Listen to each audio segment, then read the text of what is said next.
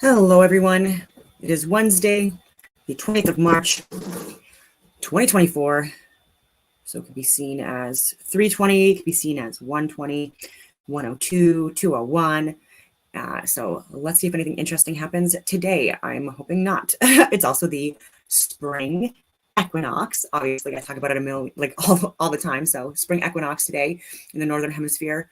So yeah, should be a good day for that. Sorry, I'm just so bummed out, and I usually don't like talking about personal stuff, but this is real talk. And since I spend hours in the morning on these videos now to do the lives to get my content out there, I may as well, because I think there's some lessons to be learned regarding this as well. And it's talking about objective versus subjective reality, and how we're not helping people when we allow them to live in their subjective realities, and that even though objective realities hurt, all right, it can hurt. It can be hurtful. The truth doesn't hurt. It's the lies behind the truth that hurts, and the experiences before the truth that hurt. And so, anyway, as people know, for over 7 years, I was with a man. He was a few years younger than me, but he did look my age or older. And so even when he was younger, allegedly, again, I didn't know him when he was younger, but even when he was a teenager, early 20s, people thought he was like when he was like 15, people thought he was an adult in sports and stuff like that. So he's always looked older than what he is, right? And so that's where I was coming at with that, because I had usually dated older people, and even after he and I broke up, for his reasons, he was saying was because he decided he didn't want to have a family, this stuff, etc. So I did, and I was pushing it because I was in my 30s, my late 30s at the time, and the biological clock ticks, right? It doesn't stop ticking. It's going to keep on going until you reach menopause for a woman, which I have not reached yet. You know what I mean? But I have to like look at these things. And so anyway, there was like no lying or cheating. Well, not on my part, lying. I never lied, cheated, stole, none of that stuff. Like, I was a great partner in so many friggin' ways, right? And no one's perfect. I'm not saying I was perfect. But I had even stopped drinking throughout the relationship for over 4.5 years. And so much, right? I was the breadwinner. Like, he was still living with his parents even in his 30s, and I was saying like that was like a big issue, right? And so when I was talking about moving in with me, because I was the one that had the home, paying the bills and stuff like that, and that people in a relationship eventually should like move in and all that other stuff, this was not happening. And anyways, so that really caused a lot of strain on the relationship. There's things that I always thought were like my fault, you know what I mean? Because like there was just resentment and arguments and just like drama, and then like long periods of separation just to like not be around it, right? Because like I just feel like it's better to not be in an abusive environment or a negative or toxic environment, right? So like there's that as well. And it's hard, but like I've asked always, I'm like, is it my age? Is my age the issue? Never an issue. He's like, no, that's was appealing, you know what I mean? And that's why like I'm interested in older women, all this bullshit, right? And so like so even though like it's naive to assume that he's telling the truth on that, I legitimately believed him. I did, right? And so literally finally last night, finally after over 7 years, he finally tells me I'm too old. He said it, like, finally, like, you're too old. And of course that hurts, right? Like, that's like saying I'm gay. You know what I mean? It's not something I can change. I have zero control or power over that. It's unfortunate. It's hard to hear, of course, but like the thing that hurt me the most was that for over 7 years, I was lied to and allowed in my home, baked so much food, cooked so much food, like bread and brownies, like the pot ones as well, like really expensive, right? So like, and again, like never asking for money for any of this stuff, cooking and cleaning, like so much help with so many things. Anytime he was having troubles and stuff like that, like he always would turn to me, right? And stuff like this. And so I've always been that rock, even though I've never had a rock. And through this too, like when I've talked to him about like the boot on my back step, or again, my house broken into, or someone trying to drop me off the road and stuff like that, he didn't give a fuck about any of that stuff. And again, I should have realized, like, I thought it was other reasons, right? Like maybe my fault, maybe I'm not explaining myself right, maybe he doesn't believe me, so here's the proof and all this stuff. But like through this whole fucking time, it's like literally like, and so the lesson of that is, for men and women, like there are hard truths that like you don't necessarily want to say, but it makes you a coward not to say it, and you actually end up hurting people a lot more and for a longer period of time when you keep up a lie And it's unnecessary. Like, again, if you were gay, like, tell me, because like then I can't change that either, right? Like I can't turn into a guy. And this is what I'm talking about with subjective reality as well. Like, there are people who are obese or overweight, you know, who maybe not necessarily were, you know, during the relationship or whatever. And like that could be an issue as well in relationships. And so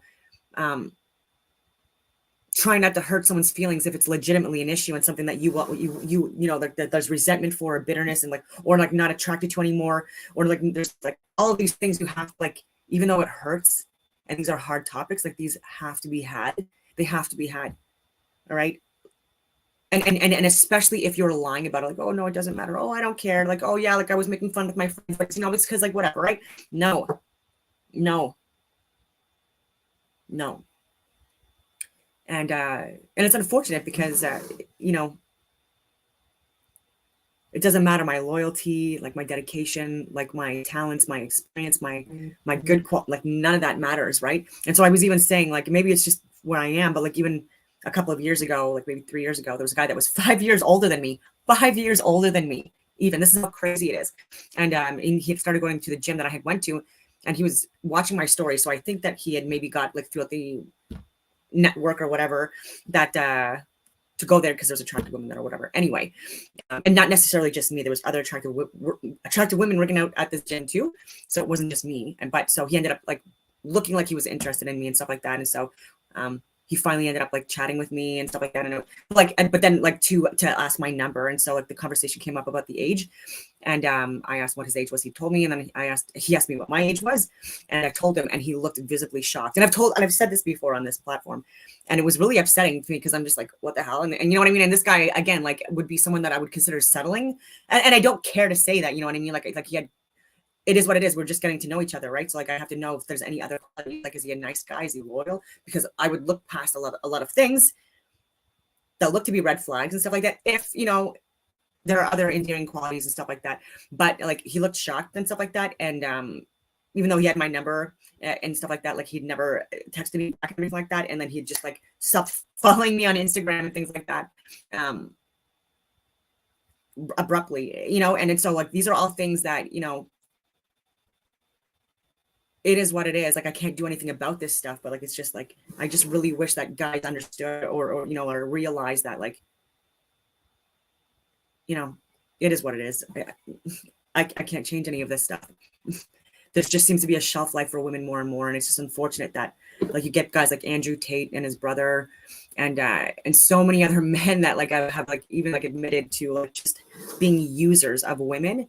And then even within the truther community, like guys that are very smart, you know, just talking about how women are or inferior, and we're only good for one thing, or like we shouldn't get a vote, and all, like it's just we're getting it all over the place, and it's just this is life now. Yeah. And so even with like flat earth stuff and it, you know, like people don't want to like share it, you know, for whatever reason. I wish that people would start having more truthful conversations with people, because you would avoid a lot more hurt and pain. Before I get into Candace Owens and her discussion with the rabbi, because people were a little bit interested in that yesterday, and I didn't see the full video, and so I'm going to watch it with you with Anomaly. But before I get into that, I wanted to get into my my X feed, because this is another thing that's pissing me off. This is Donald Best again, and so we just found out that Helen Bruce was not selected for her for the anyway.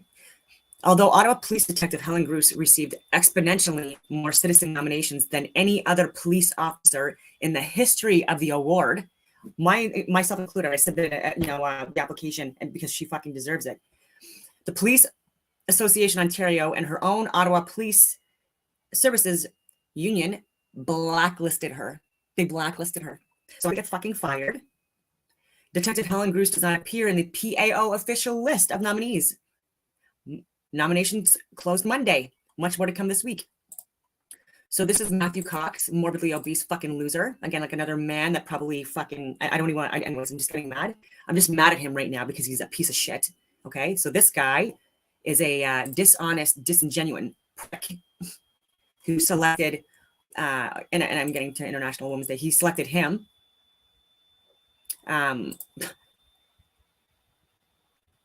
His dedication to fostering trust within the community and combating hate crimes. Are you fucking kidding me? Helen Bruce, literally over $100,000 in fucking court fees because she was sharing the medical, scientific, and government data to her fucking pansy-ass pussy chain of command at Huntmar, who, you know, like scared little bitches, just tried to cover it up and attack her and tried to like destroy her life and still trying to instead of actually doing their jobs, okay, and following up with this stuff.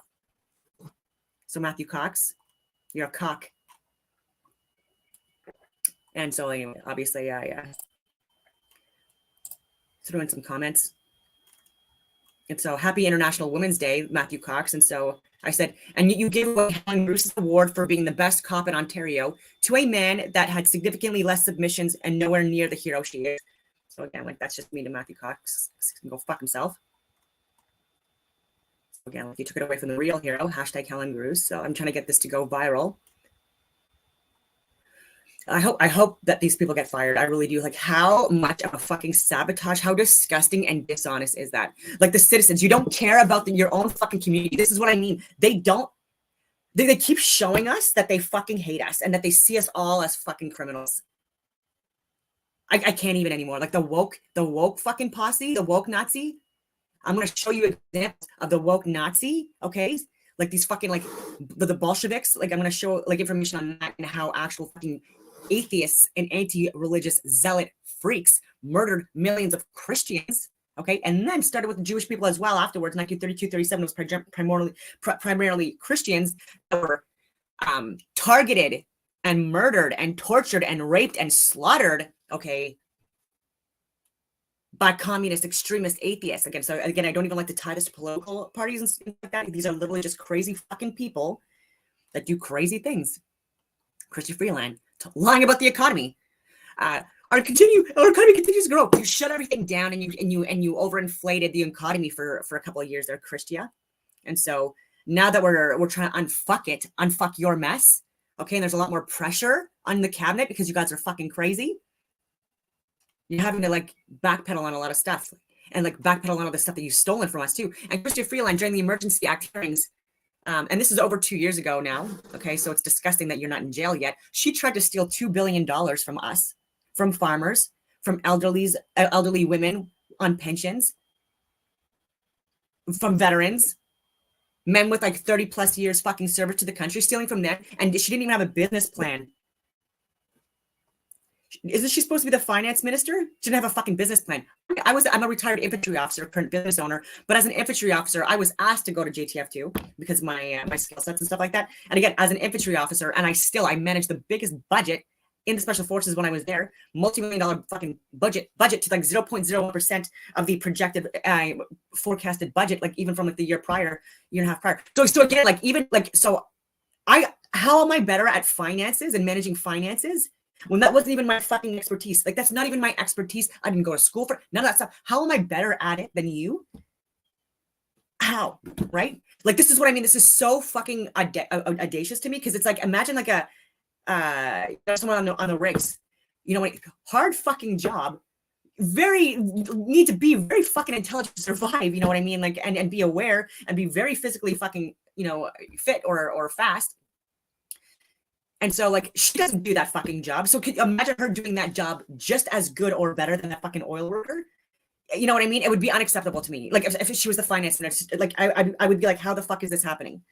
And yet people are not seeing that. Like, if you reverse this with the people in cabinet, like how is it that there's people that are farmers that are having to educate Stephen Guilbeault on fucking carbon exchange within the environment and climate change and fucking pollution and stuff like that?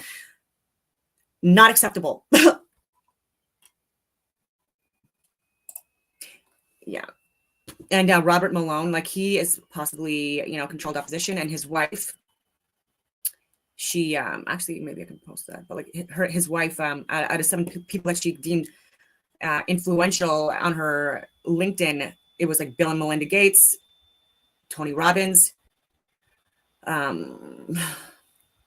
Justin Trudeau, and like one other person I'm forgetting. But anyway, there's a few other people. Let me see if I got the history on it. I think it was Stanton Cree again. I'm just trying to get through stuff. Oh yeah, and so like with subjective versus objective reality, and so like, so when people are trying to,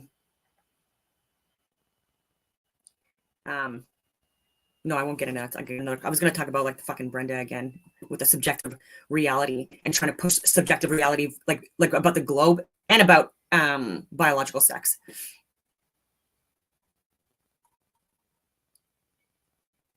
It's taking forever. It's still loading. I'm trying to look at my freaking history, and yeah, okay, so it did come up. And I did verify again. So this was posted over 2 or at least 2 years ago, or in 2022. And so now Justin Trudeau is not up, but the other ones are, which are equally concerning. And so it's like not even like it's like Justin Trudeau was like peanuts compared to the other ones that were on this list. So Jill Glasspool Malone. So everything else added up. Again, this was 2 years ago. So Justin Trudeau could have obviously like she could have removed that since.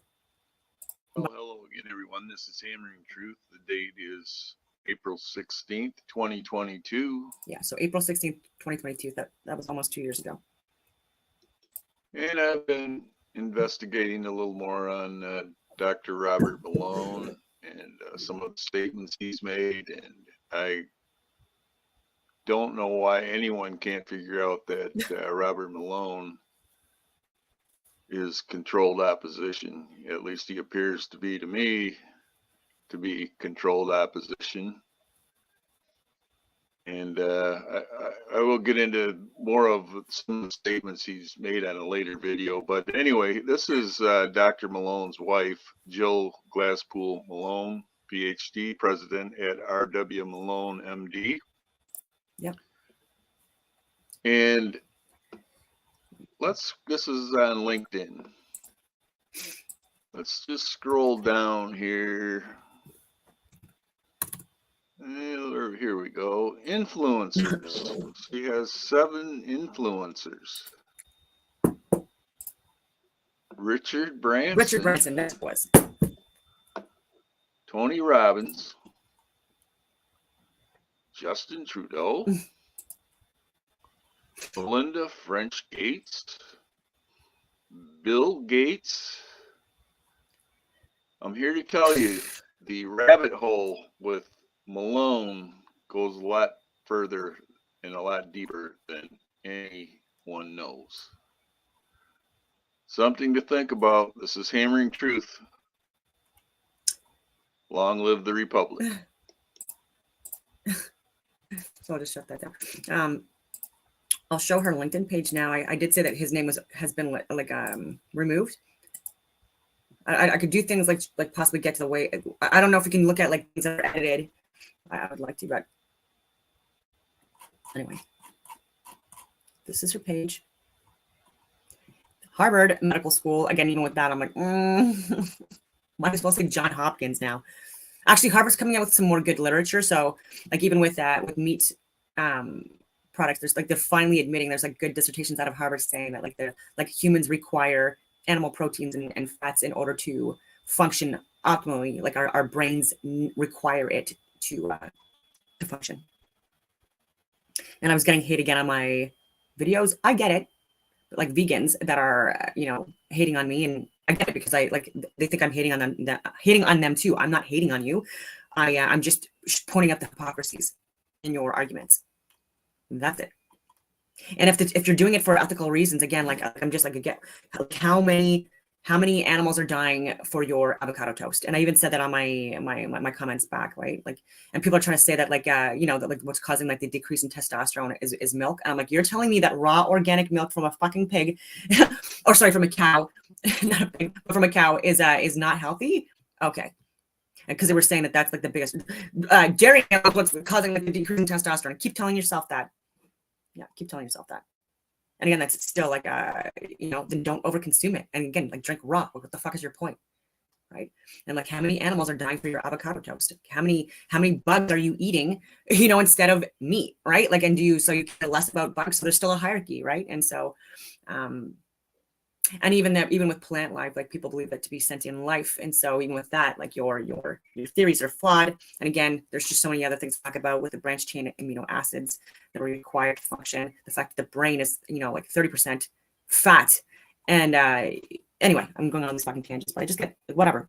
And again, like you're like, you have to, like you literally would have to be like off the sun's equatorial path, like below that, within this firmament, in order to have like the non-winter seasons, in order to like have like trees and soil that can grow, yield harvests, yield food throughout the year. Anyways, top voices. So everyone would thought that Justin Trudeau was like super popular anyways, like a couple of years ago. I didn't vote for him once, right? Like I voted my entire adult life. But even while doing training operations, right? Like we would set up like electoral stations and stuff like that and organize so that even if we were training for like months at a time, like in like areas of operation, that we would still have the access to vote, and we would. And so anyway, Tony Robbins, Daniel Goleman, emotional intelligence. Oh my courses. Oh my God. Bill Gates. It's like, why? Like, so Robert Malone and Bill Gates, Melinda Gates, Richard Branson, who's also lied. Like he's not like, he's a billionaire. Like, he's been up in the air. He knows it's fucking flat. Like Okay,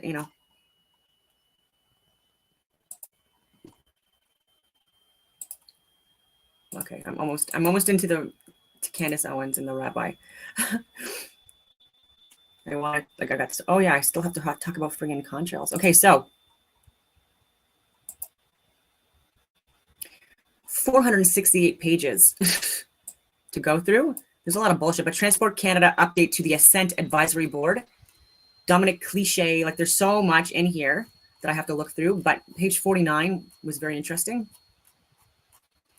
Because last night I was looking at Jaron versus Ruheath. It was a debate on flat earth, and Jaron fucking spanked Ruheath. He owned him.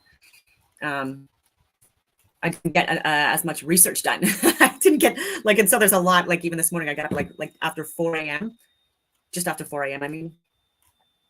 And like there's so much friggin' stuff that I'm trying to catch up on, and I'm like, oh my God. So I go one night watching a couple of hours of a stream, and like again, it just takes me out. So yeah, and to reiterate, I know I am not on social media or watching videos. When I'm not doing videos live, like I try to like get like points and snippets and stuff like that to share, but a lot of the research I do is unrelated to videos. Like it's like I'll take things from videos, but I'm going off that to confirm and verify things, and then like that gets me down rabbit holes, and then I'm sending in access to information requests to like various different departments within the Canadian government, or getting other people too, talking to journalists, in all of this stuff, embedded reporters, like people that are like security teams all over the friggin' world, right? Like that's like the shit that like happens when I'm not doing my live streams. Anyway. Yeah, it's not like this didn't magically show up on my screen, right? Like this took work to get access to, and an awesome freaking friend that just retired. Ethos and Eris, and it's page 49 and 48. It's from. This is anyways from. They've declined to show it. Jean Abel of Nabia print. Anyway, subject climate geoengineering. This was to the Minister of Transport, Tuesday, December 5th, 2017, 4:19 p.m. The Honorable Mark Garneau, Minister of Transport, again, like you can't fucking hide, buddy, from investigations. Peacefully, again, like we can like investigate these fucking people, see what's up, right? Did you have access to do something about things and lie and cover things up? Okay, so, bonjour, Marc Garneau, je suis surprise d'apprendre que le Canada a signé le entente avec les États-Unis. Okay, so voici la version anglaise du document. Okay, so what he's saying is like there's that. Anyways, I'm gonna like I didn't have to translate it. I thought I might have had to, but it looks here that it's all in English after this. Yeah. Okay. Anyway, it's because like when I'm reading things, it's hard to switch it back and forth from French to English. It's just weird for my brain. Just out loud. When I read it, I can understand it. When I'm hearing it, I can. But when I'm reading it out loud, it throws me off a little bit. So the government of Canada and the government of the United States of America, aware, because of their geographic proximity, that the effects of weather modification activities carried out by either party or its nationals may affect the territory of the other, noting the diversity of weather modification activities in both Canada and the US by private parties, by state and provincial authorities, and by the federal governments, believing that the existing state of knowledge warrants the expectation of further development over a period of time in the science and technology of weather modifications. Anyway, weather modification stipulated.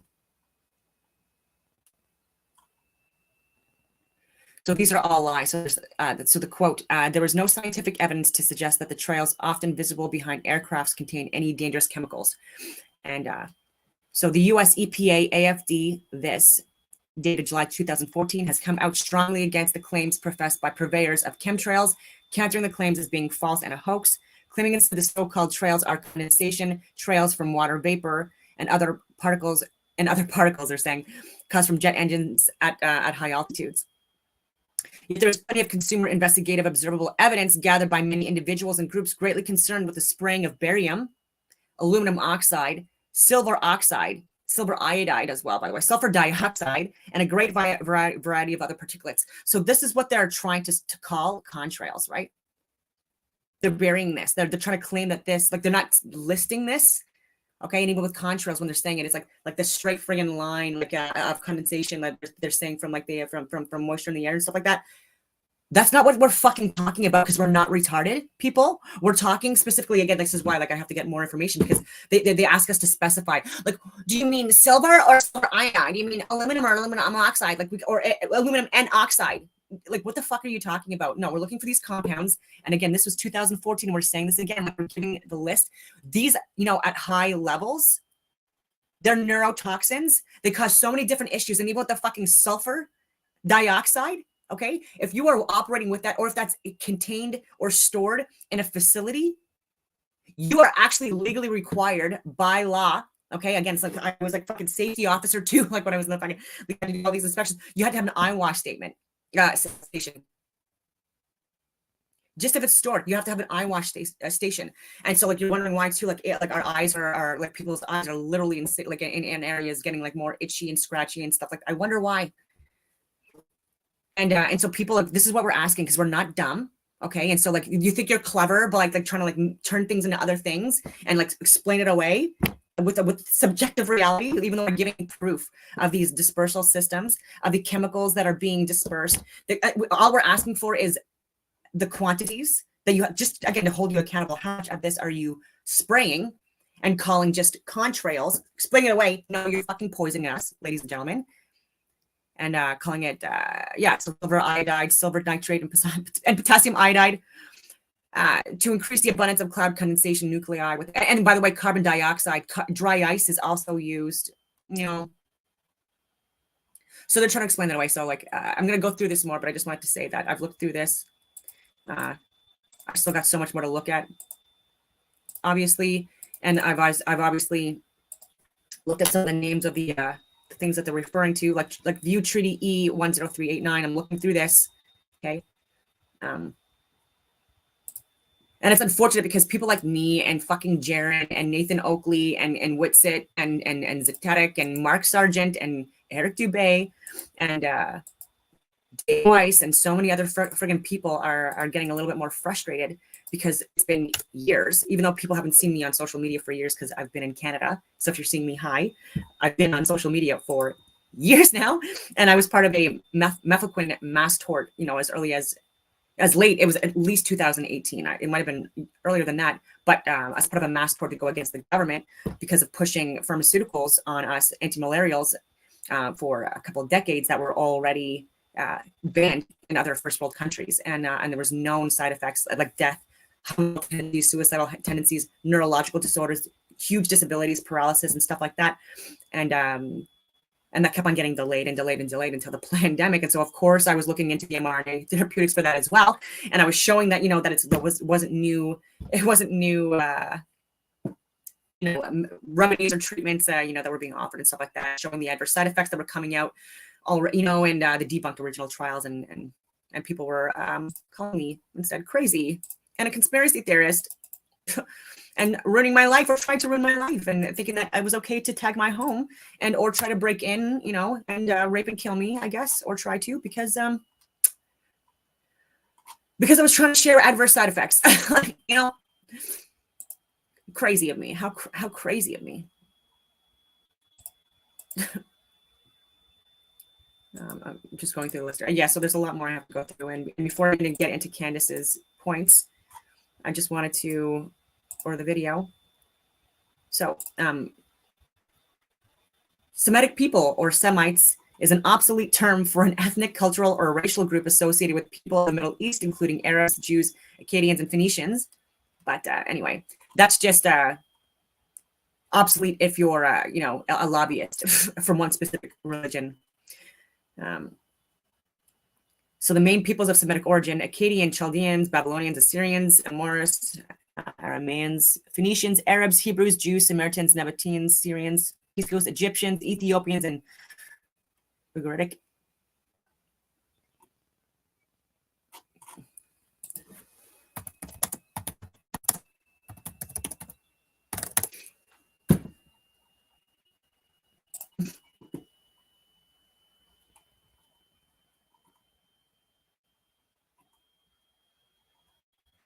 Oh, look at this. Semitic people, Arabs.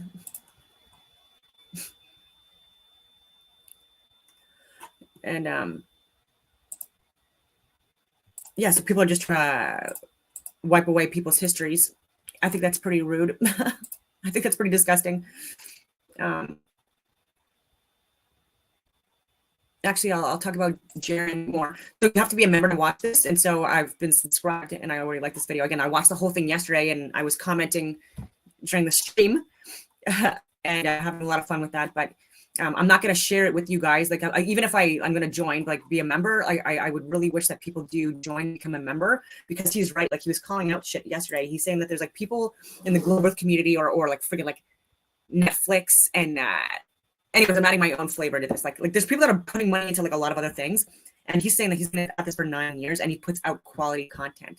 Like there's a lot of people that watch his channel and they're getting life-changing information from him. Literally, like, you know, you're not getting the same information literally anywhere else, right? And how many shows are on Netflix? How many shows are on friggin' YouTube and like the freaking satellite TV and all of this other stuff, like audiobooks, all of these things out there.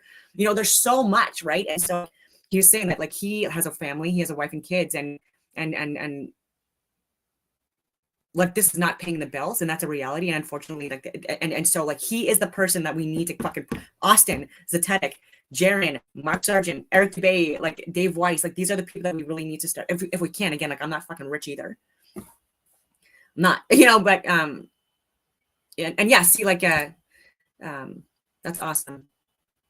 Yeah, and so like that's going above and beyond being a subscriber and like a, you know, liking and commenting on videos, which also helps, but like that's another layer. And so I you know, it's a shame. Like I really wish that people like him were the ones that were the millionaires and billionaires of the fucking world, because I'm seeing people in Senate and cabinet and I'm hearing them speak, right? Because like with my work, right, it's like CPAC. I'm listening to friggin' emergency hearings, you know, emergency act hearings that was weeks long and that was hours a fucking day, right? Like the Tamara Leach trials, all day, every, you know, Helen Bruce, like these trials were long. I'm not complaining at all. Like them going through these is worse, right? But the people talking is what I'm saying. Like they are not even close to the level of intellect as people like Jaren and Mark and you know, Dave and Sean Hebler and Eddie Bravo, like these friggin' guys, right? And it's not even their expertise or their element, and they're just blowing these people out of the friggin' water. So it's like I would fucking love a mayor like Jaren, you know, before. That would be fucking awesome. But like, because my mayor was such a fucking tool, right? And like, again, like I was emailing him information. He's such a fucking nerd. And it's like, that's not true. No. You know, and like, and I encourage you not to like spread disinformation, misinformation on social media platforms. Like, bro, you're not fucking looking at the medical, scientific, and government data that I just gave you. Top secret government clearance. My fucking resume blows your little fucking whatever your resume is out of the water to become a mayor. I don't even know. You just have to know people. Like, it's like, right, you get a few votes from people that you paid to fucking get to vote, or your family from that little you're in. Like, that was it. Anyway. I just wish people were like, were handpicked from podcasts now and selected, you know, based on their acumen and their experience and their skill sets to lead us out of this fucking mess that these weird pedophiles are operating right now, or these pedophile supporters and human traffickers of age variety as well. Again, just one more thing before I get into the video with Candace.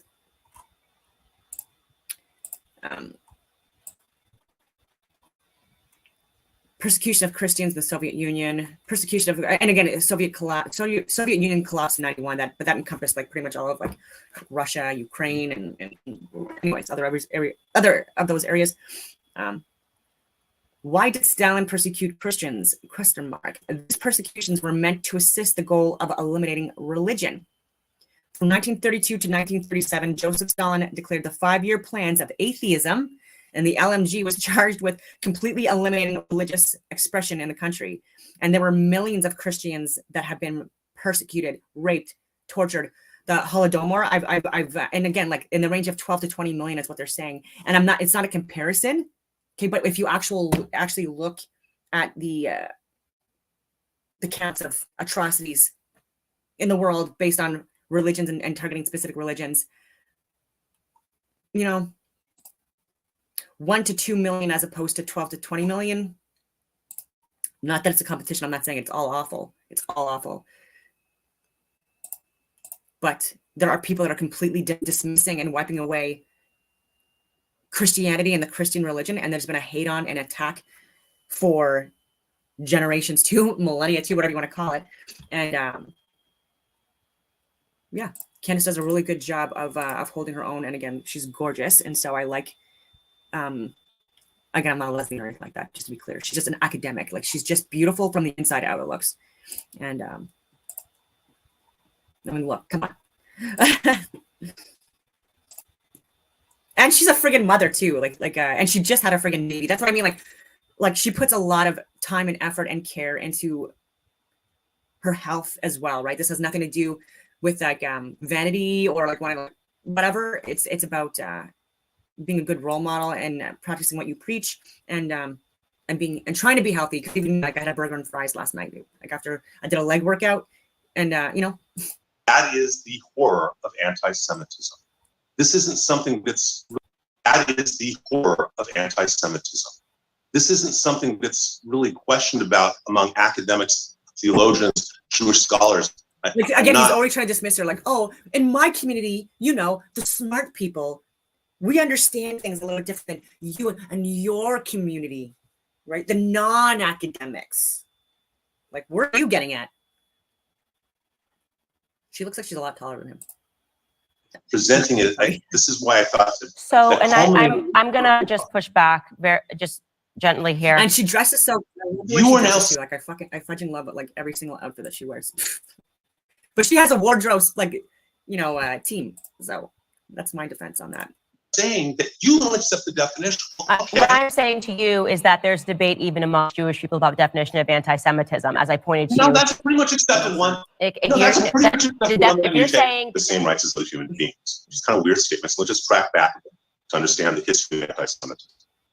2,000 years ago, Jews don't accept Jesus as Messiah.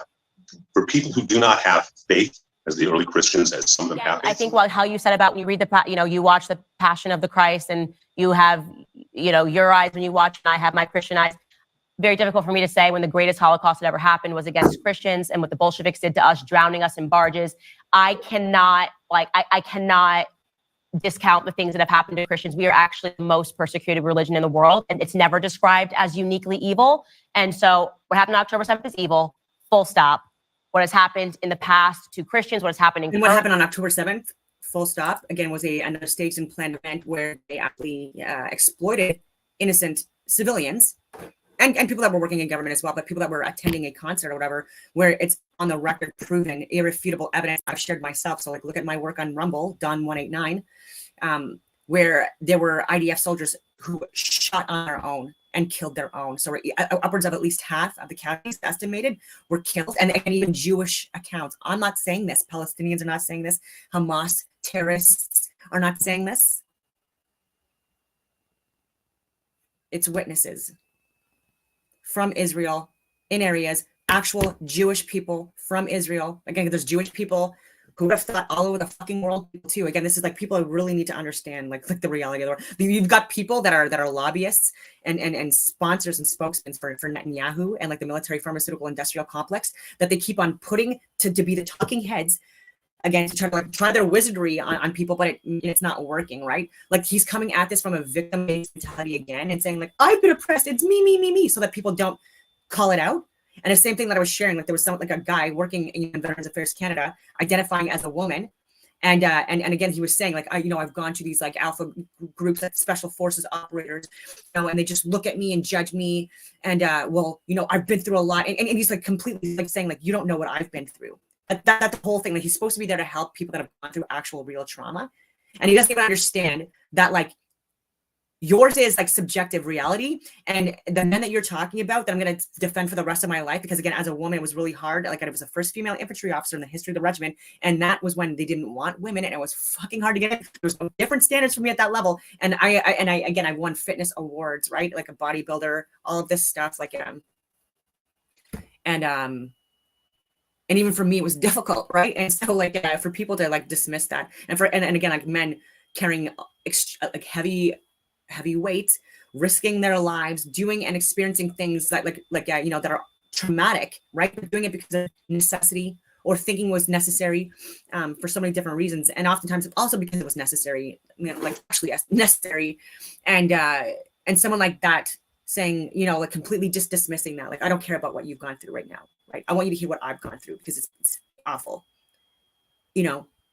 A guy looked at me and he like judged me because I'm a grown ass fucking man, 6'4", wearing fucking lipstick with a beard. You expect people not to. I just can't. I just get so upset with this stuff. So I just gotta let her talk.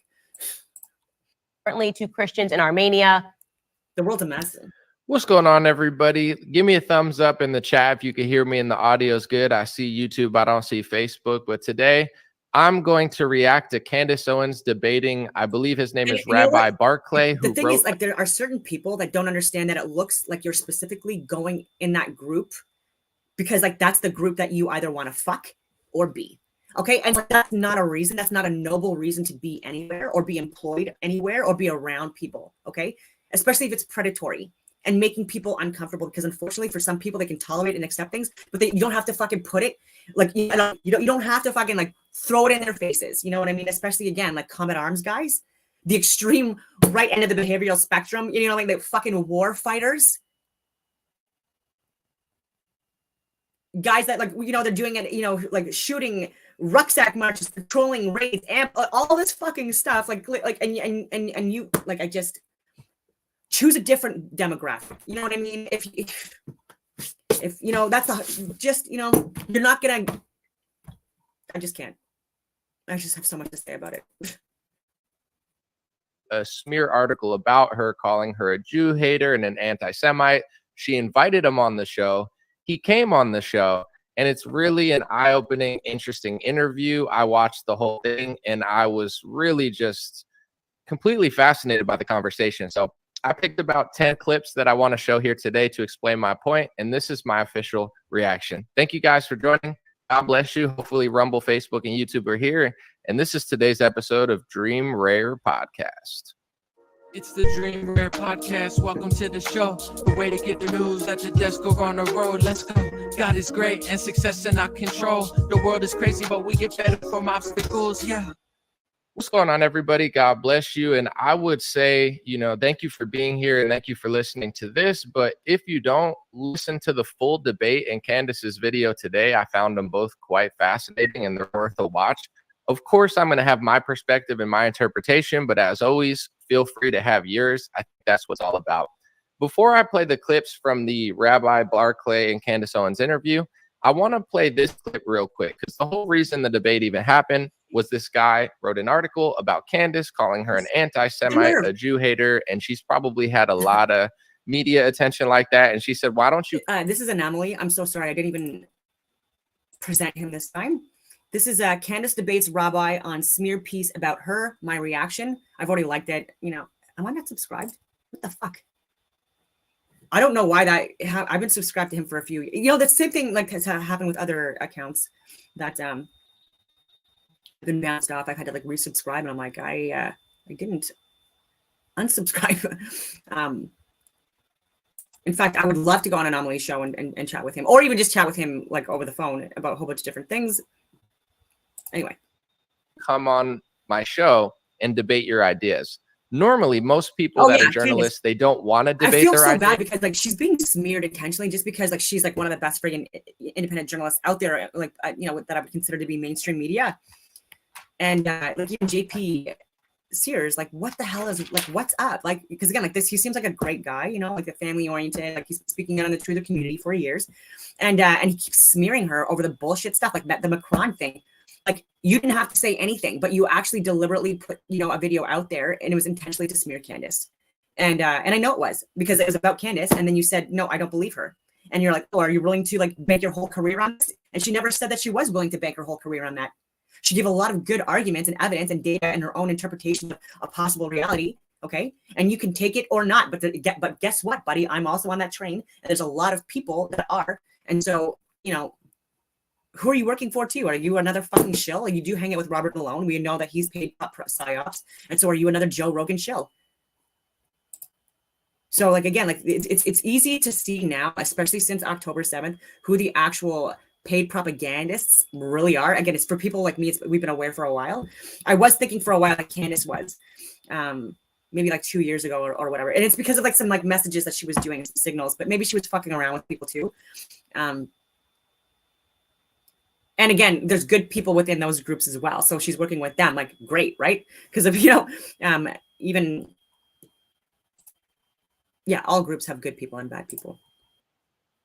They're not good at debating their ideas, so they just kind of talk about you.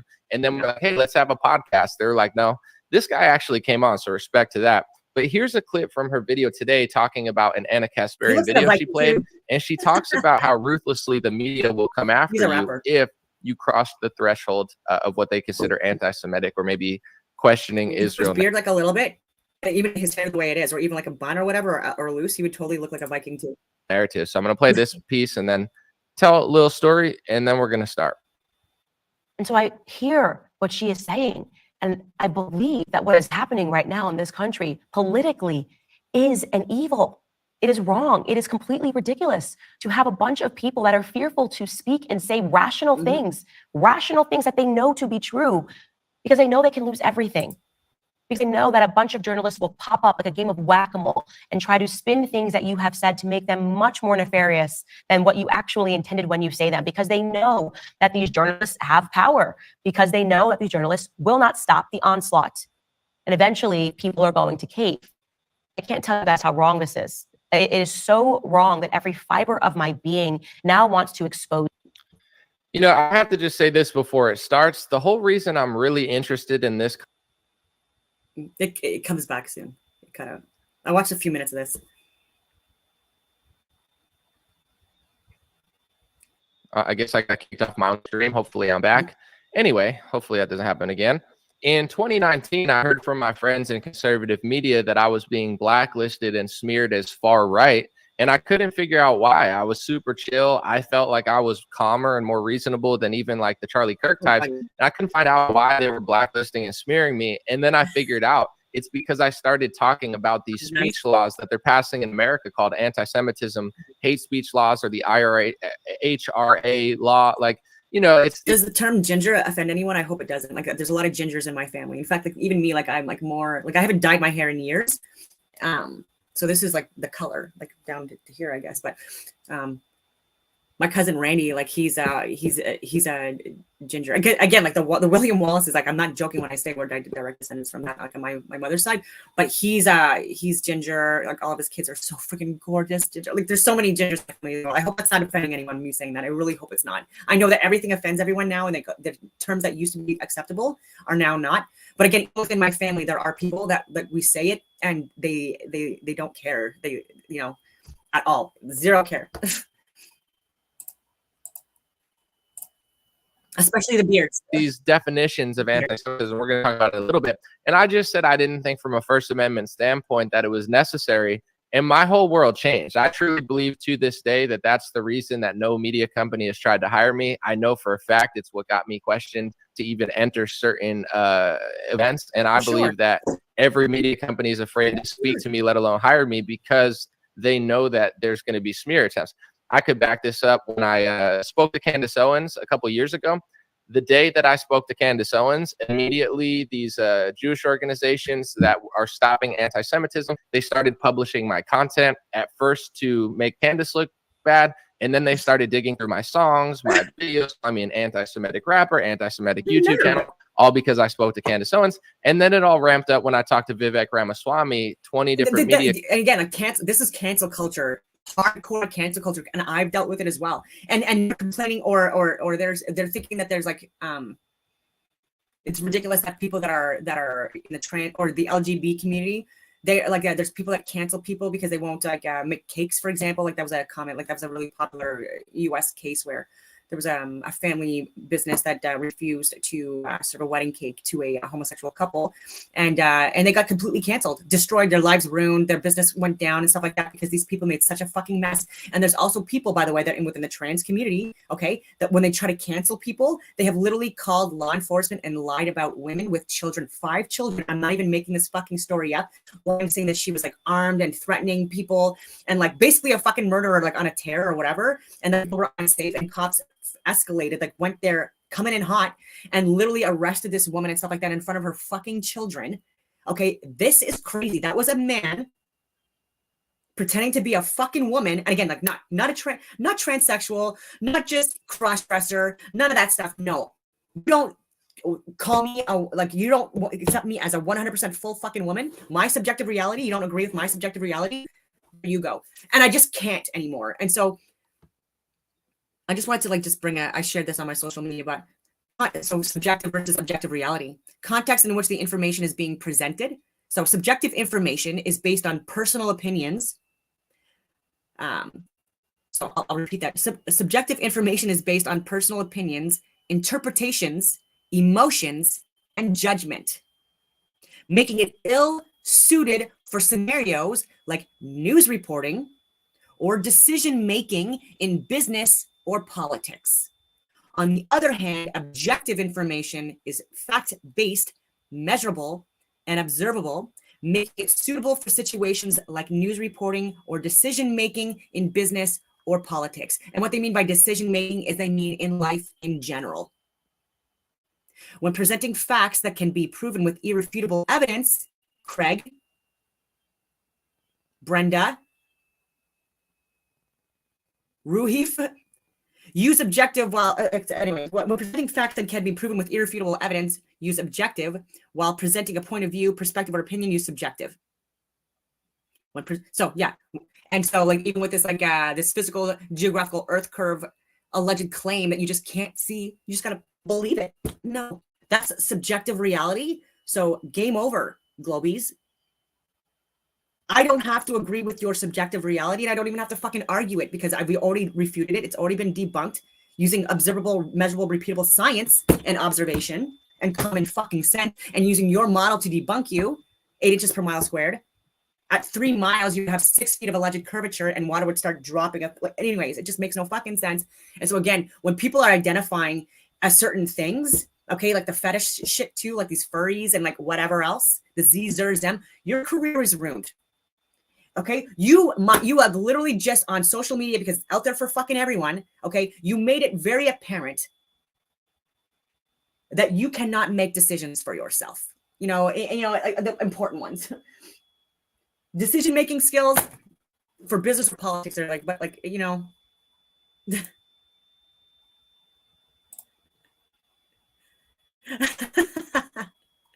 I guess the funny comments here. Companies in unison, like it was a coordinated smear attempt, all tried to pretty much publish my private information, dox me, and also call me an anti-Semite. And that's why I'm extra interested in this type of content, because everything she's talking about, not to the extent it happened to her, she's way more famous and important in my view, but everything she's saying happened exactly to me, and I know why. It had nothing to do with, I'm not anti-Israel, I'm not any of those things. I just believe in the First Amendment, and I'm you know, pretty unfiltered when I talk about different topics, with the goal being kindness and unity and peace and love. It's not, there's no hate in what I'm talking about, but this is true. There is coordinated media attempts. It's not a left-wing issue. Alex Jones, I'm just going to assume he's purposely lying because I know Alex Jones is a smart guy. On Twitter, he retweets this and he says, oh, it's the left always does this. This rabbi says he's conservative and he's right-wing, and PJ Media, which smeared Candace Owens, is not a left-wing media group. It's a right-wing media group. So to frame this as left and right is totally disingenuous at best. I'm pretty sure Alex knows he's lying. He seems to do that a lot with this topic. It has nothing to do with left or right. It transcends that, and it goes into race, religion, and also, you know, hate speech laws. It would be like saying big pharma only lobbies the left wing. It's just not true. So let's talk about it. And this is, I'm just being very transparent. This is why I care about it more than I usually would, because journalists, not just on the left wing, but on the right, have attempted to, you know, in my view, publish my private information, smear my character, and really try to ruin my business, ruin my brand, and make sure that no one ever talks to me or lets me work. And I believe that it went out during the Vivek interview, even though we didn't mention Israel or anything, that was kind of a message to me and anybody who talks to me. If you talk to Anomaly, we're going to make you look bad. If Anomaly gets any more big interviews, we're going to make him look bad. And I think they're trying to scare everyone into submission and playing along. I don't think that. I pretty much know that. But anyway, speaking of which, here's the conversation of Rabbi Barkley, whom I've never heard of before this, God bless the guy, and Candace Owens, so I obviously know. Let's listen to their interview. The first thing is she asks him to define anti-Semitism. I've seen that video before. I don't know. I thought I shared that before, but obviously I clearly didn't. And I did. I haven't looked at it yet because it did look familiar from the start. But I will share that. I just gotta re-pull it up. I'm so sorry. I totally forgot the last time. But yeah, like, no, people definitely need to freaking know that. That is definitely a must watch. And the first point I found fascinating is he took actually while I have this on a pause, because, like, you know, I do hate on people. I'm like, you know, I've been talking about size, and I really shouldn't, because like I shouldn't let my emotions get the best of me. Sometimes it does, because I'm not perfect. So I just wanted to shout out. Oh no, that's me. That's me. No wonder, like, that's weird. Watching yourself is weird. Oh my god. Anyway, so this is Direct Action Combat. His name is Randy Turner. Direct Action Combat. He is about my size, maybe a little smaller. He is, again, like, professional fighter. He's been doing it for years. Ex-special forces. Like, he now works all levels of freaking government, the higher level training stuff. And just take a look at his freaking work. Like, so, you know, like, so I should clarify, like, he has taken on guys like 6 foot friggin' 4, like, watch out for the little guys too, like, and he has cauliflower ears, like this guy, you know. He is the shit. By a viewer with regard to if I were to do selection again, what would I do differently? Yeah, so Direct Action Combat. He does a lot of training stuff that he and so not even just firearms, all seasons, but he also does like fighting stuff. I've worked with him too. Like, we've done some stuff together. Great guy. Married for a long time. Loves his wife. Like, I love people that, like, prop their wives up and stuff like that. Like, I don't know. I'm a sucker for that. Like, I'm a woman, right? Like, you would want your husband to do the same, right? Obviously. And so, like, I think it's adorable that he does that. Definition of anti-Semitism back 2,000 years to the time of Jesus when she asked them. So I just found that interesting. Here's the clip. Could you provide for us a definition of anti-Semitism? Absolutely. I really appreciate that, because I think that is, if we're not speaking the same language, where can we go, right? So there's a man, a blessed memory man named Lord Jonathan Sachs, who's the chief rabbi of England. He had a great line. He really defined anti-Semitism. That anti-Semitism is Jews have no right to exist collectively as Jews with the same rights as other human beings. Which is kind of a weird statement. So let's just track back to understand the history of anti-Semitism. According to you, 2,000 years ago, Jews don't accept Jesus as Messiah. For people who do not have faith, as the early Christians, as some of them have faith, some of accept Jesus, but they don't really in their heart. And you and I both know people like Rob McCoy who accepts it fully in their heart. And other people who are doing it without faith. And those who have less faith, the fact that a Jew exists, let alone thrives, is a threat to their faith, because how can the Jew not accept Jesus as God and still thrive? Unless he's associated with the devil. So you start having these myths that are created, the Jew being identified with the opposite of God. So it's just interesting to me because I didn't know that he would take it all the way back. She was like, can you define anti-Semitism? That would be a good place to start the interview. Yeah. Once again, watch the full debate or conversation if you really want to know, because he wrote a smear article about her calling him an anti-Semite. She brought him on the show and she said, the cancel culture, like the hypocrisy of people like canceling people, different groups like that are not like yours, or that, you know, like that might not necessarily have the same opinion of you, right? Like subjective fucking reality.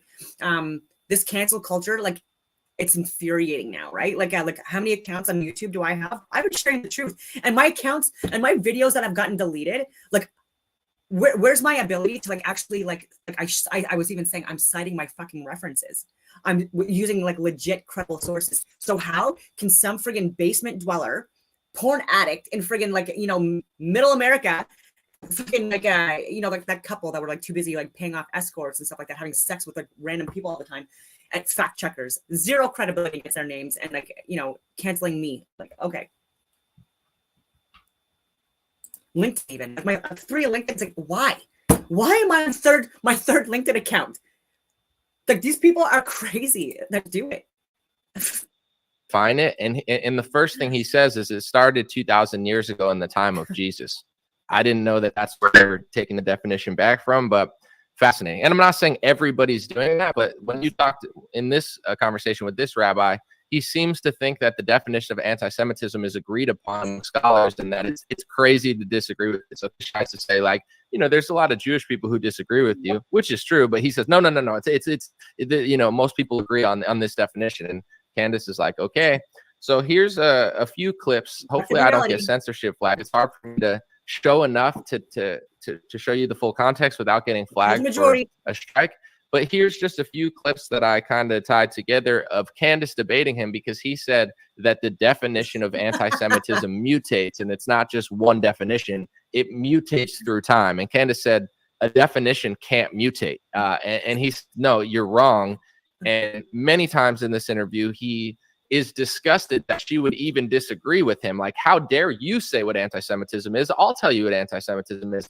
But the thing is that he's not addressing is when the media calls you anti-Semitic 1,000 times, I think you have a right to defend yourself. It's like they go on the attack in the press and call you anti-Semitic 100.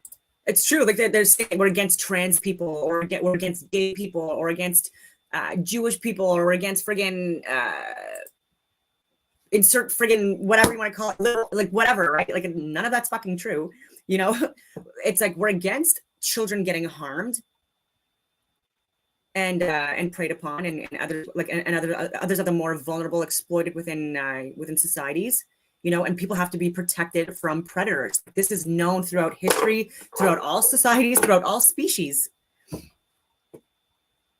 And to be labeled these stupid fucking buzzwords, you know, just because we're calling out things like, you know, like the human trafficking, like it's just, you know, it's just such a fucking weak, disgusting thing to do, right? Like 100 times. You're like, what does it mean? And they say, we'll tell you what it means. So you can just change and mutate the definition, call people that, try to ruin their career and business for the rest of their lives, but they just have to sit there powerless and say, oh, he knows what the word means, not me. I mean, that's what they're expecting Candace to do.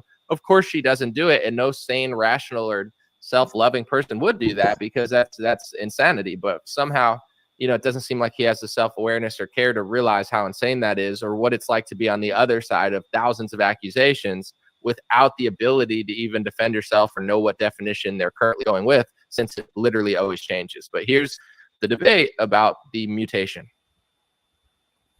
I do not accept that definitions can just mutate. That is something that I could debate that on, like the definition of a woman. I mean, and I'm saying not just about Jewish people. I think that we have to have a concrete definition to work with, because then you can just update and say, actually, I've changed that, and now this is what constitutes anti-Semitism. I love that. But Candace, that is the horror of anti-Semitism. So what you are saying to me is that anti-Semitism is this and does not change. What I'm saying to you is that the entire world and scholars about anti-Semitism recognize that it is a unique hate. This isn't something that's really questioned about among academics, theologians, Jewish scholars. I'm not presenting it. This is why I thought that I'm so optimistic about a dialogue.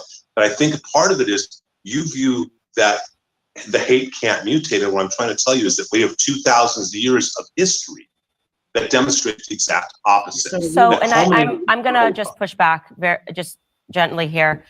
So do we. For me personally, if I thought that racism could just be an ever-shifting definition based on the experience of Black people, it would be a remarkable power, and I would be able to create something like BLM, which could say that everything was racist. So you are now saying that you don't accept the definition. Well, okay. What I'm saying to you is that there's debate even amongst Jewish people about the definition of anti-Semitism, as I pointed to you. No, that's a pretty much accepted one. If you're saying the definition mutates, they get so annoying, right? Like this is what I mean, like the temper tantrums. I'm not saying they as in a specific religious group. I don't think he's religious at all. I don't think he's a Jew. I think he's a scumbag lobbyist. You know. He appeals to authority, appeals to majority, like all of these frigate. Like, what are you doing, guy? And you're saying it has no definition, right? It has no definition. Comes from the word define. If it has definition, it has a shape, right? You can't say the shape can mutate. The square can become a circle, can become a triangle. That means it has no shape. You're talking about an amoeba, right? I'll say it again. It mutates because the definition, again, I'm quoting Lord Sachs, directly quoting him. So it's fascinating because he writes this article calling her anti-Semitic. She asks for a definition. He says it can mutate. She says, I don't agree. And he's just baffled that a woman would just disagree with him. Like, how dare you question my definition that mutates all the time? And it's like you smeared her in the article. Do you want her to just sit there and be like, yeah, no, I'm a piece of garbage. Thanks for saying that. Like, it's like it's just stunning. I want to say this too before I play the next clip. People in the comments, most of the time I don't read them. Sometimes at the end, obviously I go through them and I peek every now and then, but like, feel free to say what you want. I'm not trying to censor people's speech, but when people say stupid and corny stuff in the comments, I'm not going to yell at you personally or anything, but like, you're not helping me. You know what I'm saying? Like, I'm trying to be really honest and pinpoint accurate with what I'm talking about. And when you're just like reckless in the comments, like you're 5 years old or something, like on the playground, you're not in any way, shape, or form helping me or the situation or the conversation. You're just making everyone look bad and stupid. So I'd appreciate if you didn't do that because, you know, it's not like helpful in any sort of way. But if you want to make it all about you, then feel free. But it's not helping me or Candace or anybody in any way. So I don't know why people do that. It's like, you know, recess is out for the 7-year-olds and they just want to like yell and, you know, things that they can't say normally or something. I don't know. It's just like, but next part I want to talk about. So with the like that guy reminds me of like Wiggles. I don't know who Wiggles is. I don't know if it's a boy or a girl or whatever. Like yesterday in the Jaron versus Heath debate, Wiggles at the very end, like we've all been listening and Jaron likes destroying every friggin' argument. We're all making fun of the stupid diagrams that Heath is trying to use to explain, you know, away his friggin' like magical friggin' like pseudoscience. And we were laughing at it because it was ridiculous. It was so ridiculous. Like he's trying to like explain refraction and like his examples of like a curved model versus a flat model. Like the guy that he was using, it was a literal giant, you know, and like and the other one was like floating in space. And anyway, it was just so obvious that it was a child could have explained it better. Well, you can't explain nonsense, right? They don't even know. Like even if like in the first part he was trying to get Jaron to explain it because he didn't even have any idea. He's like, oh, maybe Jaron can actually make shit up better than me and like figure out like what I'm trying to think, you know, because he's actually smarter than me. Anyway, completely destroyed every friggin' argument, you know, and then Wiggles comes in at the end saying flat earth is stupid or whatever it was. And I'm just like, oh my God, like, you know, is that, do you think that actually is going to be something that's going to, you know, like push the odds in the favor of the globe? Like, you know what I mean? Like, oh, this guy said, Wiggles said it's flat earth is stupid. Okay. You know, and so I'm just like, you should rewind the video and watch it. Because it was excellent. And it spanks globe earth. It spanks globe earth. So hard. you know, and I was so impressed. So that's why, again, like with Jared, like I hope that people like, share, subscribe, and friggin' like give this guy like $1 billion. Like just give him all your money. No, I'm just kidding. Don't do that. Don't do that. Especially people watching, don't do that, please. We need money, but give him a lot of money. Definition mutating. I'll just say this. At the end, I'm going to get to how the State Department's defining it, because this is important. If they can mutate it and then smear you in left-wing, right-wing press, if it can mutate and get into the law of America, and it can be, hate speech can be defined, it's very important, especially for our First Amendment rights. And I'll get to that later. But the next clip I want to play is, he talks about this screening, right? So I assume this guy is a U.S. citizen. I think, I'm not really familiar with him or his writing, but he says he's a conservative. I'm guessing he's an American conservative, but clearly he loves Israel, obviously, which we'll get to at the end, because people like him and Ben Shapiro, it's fascinating. They love Israel. They love everything Jewish. You can't say anything, yet then they tell you that it's anti-Semitism to say that they like Israel as much as America. Like, you're literally, that's like one of the hate speech rules that's being passed through government. It's like, you can't say that a Jewish person in America has loyalty to Israel or Jews worldwide. Even though if you listen to this guy talk for 2 hours, it's like, what other vibe are you trying to give off? Like, clearly you do care about that, which is totally fine. But then to say that you can't say that that's happening is just like fascinating. But he's talking about this screening of an IDF movie, which is of course the Israeli military, and they have some sort of film showing the horrors of Hamas in October 7th. And the guy says Candace will, like, he's trying to pressure her into seeing the screening. And he says that he wouldn't have written the smear article if she would have just watched the screening. So he didn't just write about the screening. So like, why would he not have written the article if she sees the movie? I mean, we'll watch to see the explanation. In this article that you heard that I received your invitation. That is false. So I think it's important to just maybe name the people who told you that I received your invitation. No, I'd rather not do that, especially since you're saying that it's incorrect, and in which case I apologize. No, you can. Again, such a fucking liar. And why isn't he getting called a racist? Why isn't he getting called a sexist? Why isn't he called anti-Christian? I apologize. I just think that like a lot of the reason that things happen is because there is this sort of back channeling and discussion, and nobody told me that I got an invitation, and now you've written that I refused an invitation, and so that adds to people believing. So Candace, I'm going to ask you a question right now. I'm inviting you to forget about the article, because I have no issue and would love to write an article saying I was wrong. Candace Owens does not feel that way. I would love that. God. So I'm inviting you right now. I will set up a screening for you. Will you come? Does that seem like a friendly invitation? Is it like, hey, I'm inviting you to the barbecue? It's like, I'm inviting you to watch the film, and I'll take down my thing if you watch the film. It's like, okay. Let's see how Candace responds. She says that she wants to watch it alone, and she doesn't want to go to any screening with this guy, which is completely understandable given the smear article he wrote and his energy in this conversation. If you set up a screening for me after we go through this, I want to also be able to estimate your character by going through some of the things that you wrote. You did write some things that I believe. Wait. I'm asking you a yes or no question. No. And I just said to you, I'm going to give you an answer to that, but I want to first go through your article because I want to be able to estimate. Wait, I'm asking you a question. I will take you. Let her, like, why does he need a yes or no? Like, they're so, like, look at his face there. That was a good. Like, she can give you a yes or yes or no. I'm not saying I'm not going to answer your question. I am just saying that I would like to go through this, see how you feel. You said you hadn't had an invitation. I'm asking you. I don't have to be there. I'll set it up for you. Okay, sure. If you want to set it up for me to have a screening of that here without you, that's fine. What I'm saying is that I would not. I based on what you wrote about me, I wouldn't take an invitation from you anywhere. I think that's fair, given what's in this article. It's interesting that he was so upset when she said she might not watch it and wanted to talk before she agreed to it. And then as soon as she says that she'll watch the IDF film, all of a sudden he says, I would have never written the article about you if I would have known that. And she's like, but the article has nothing to do with the film. You're just smearing my character on totally unrelated things. And he's just like, yeah, but if you just watch the film, then that's fine. She's probably watched the same films that I've watched and that I've shared on my Rumble, Don 189, of IDF soldiers shooting up Jewish people. And it's not even just during that October 7th, but even hostages being released, they shot. Okay, so again, more Jew on Jew fucking crimes.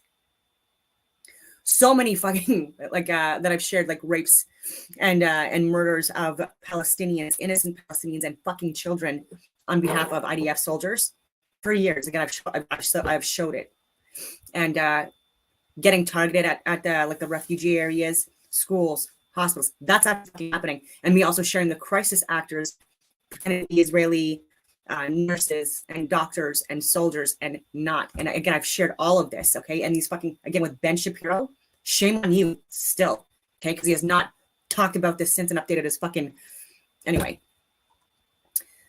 knowledge base on what's going on in Israel and Palestine. Because like even with him, like lying about the like the charred babies and stuff like that. This is exactly what happened in the Gulf War. This is exactly what happened with 9/11. There's like they try to do these false flags, and I keep on saying this.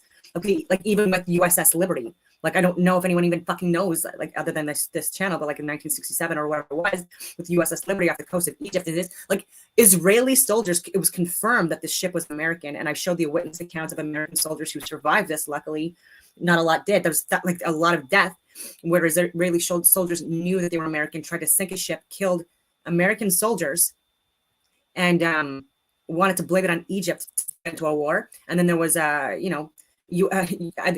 Northwoods incident. Again, they were trying to blame communists and of course Russia and China on events that they wanted to implement.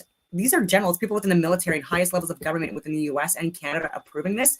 They want to fire on their own military, law enforcement, ships, air, and sea. The government against the government, their own, literally like against their own military. I'm saying too, right? Like their own fucking law enforcement, just like they did with 9/11. Okay, they staged and planned a fucking event, blamed other people, and then it also caused people, within like the first responder groups to die. Law enforcement, firefighters, even years later from like all the cancers and stuff like that because of the Jews. And anyway, crazy times. I'll go away. I think that's a normal human response, that if somebody has written something that is utterly libelous about you, it mischaracterizes what you said. And then one set it up in 2002, lied to Congress on C-SPAN saying that there was weapons of mass destruction in Iraq, which is a fucking lie. And again, he also claims to be a Jew. He's not a fucking Jew. He's not religious at all. He's a literal criminal, lobbyist. His religion is money.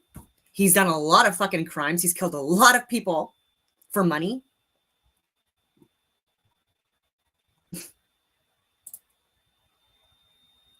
That got us into a war in Afghanistan. They blamed it on Muslim. How fucking racist is that? Are we calling him and Jews anti-Muslim? No. Separately, and you want to send it to the Daily Wire, and you want us to have a private screening. Though.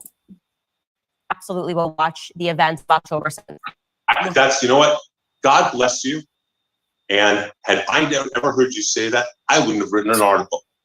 Well, I think you still would have, because you made a lot of points in here. No, I wouldn't have. Yeah. No, I wouldn't have, because I believe the idea that it's about what we act and learn. And we have a concept called Shuva in Judaism. No, actually, honestly, had you said there, at any point, what you just now said to me, that you would watch a screen, I don't need to be there, that you would watch a screen. I don't need to be there. If I set it up. Thanks for your I would not have written that article. Input. Okay. Well, I do still want to go through these points, though.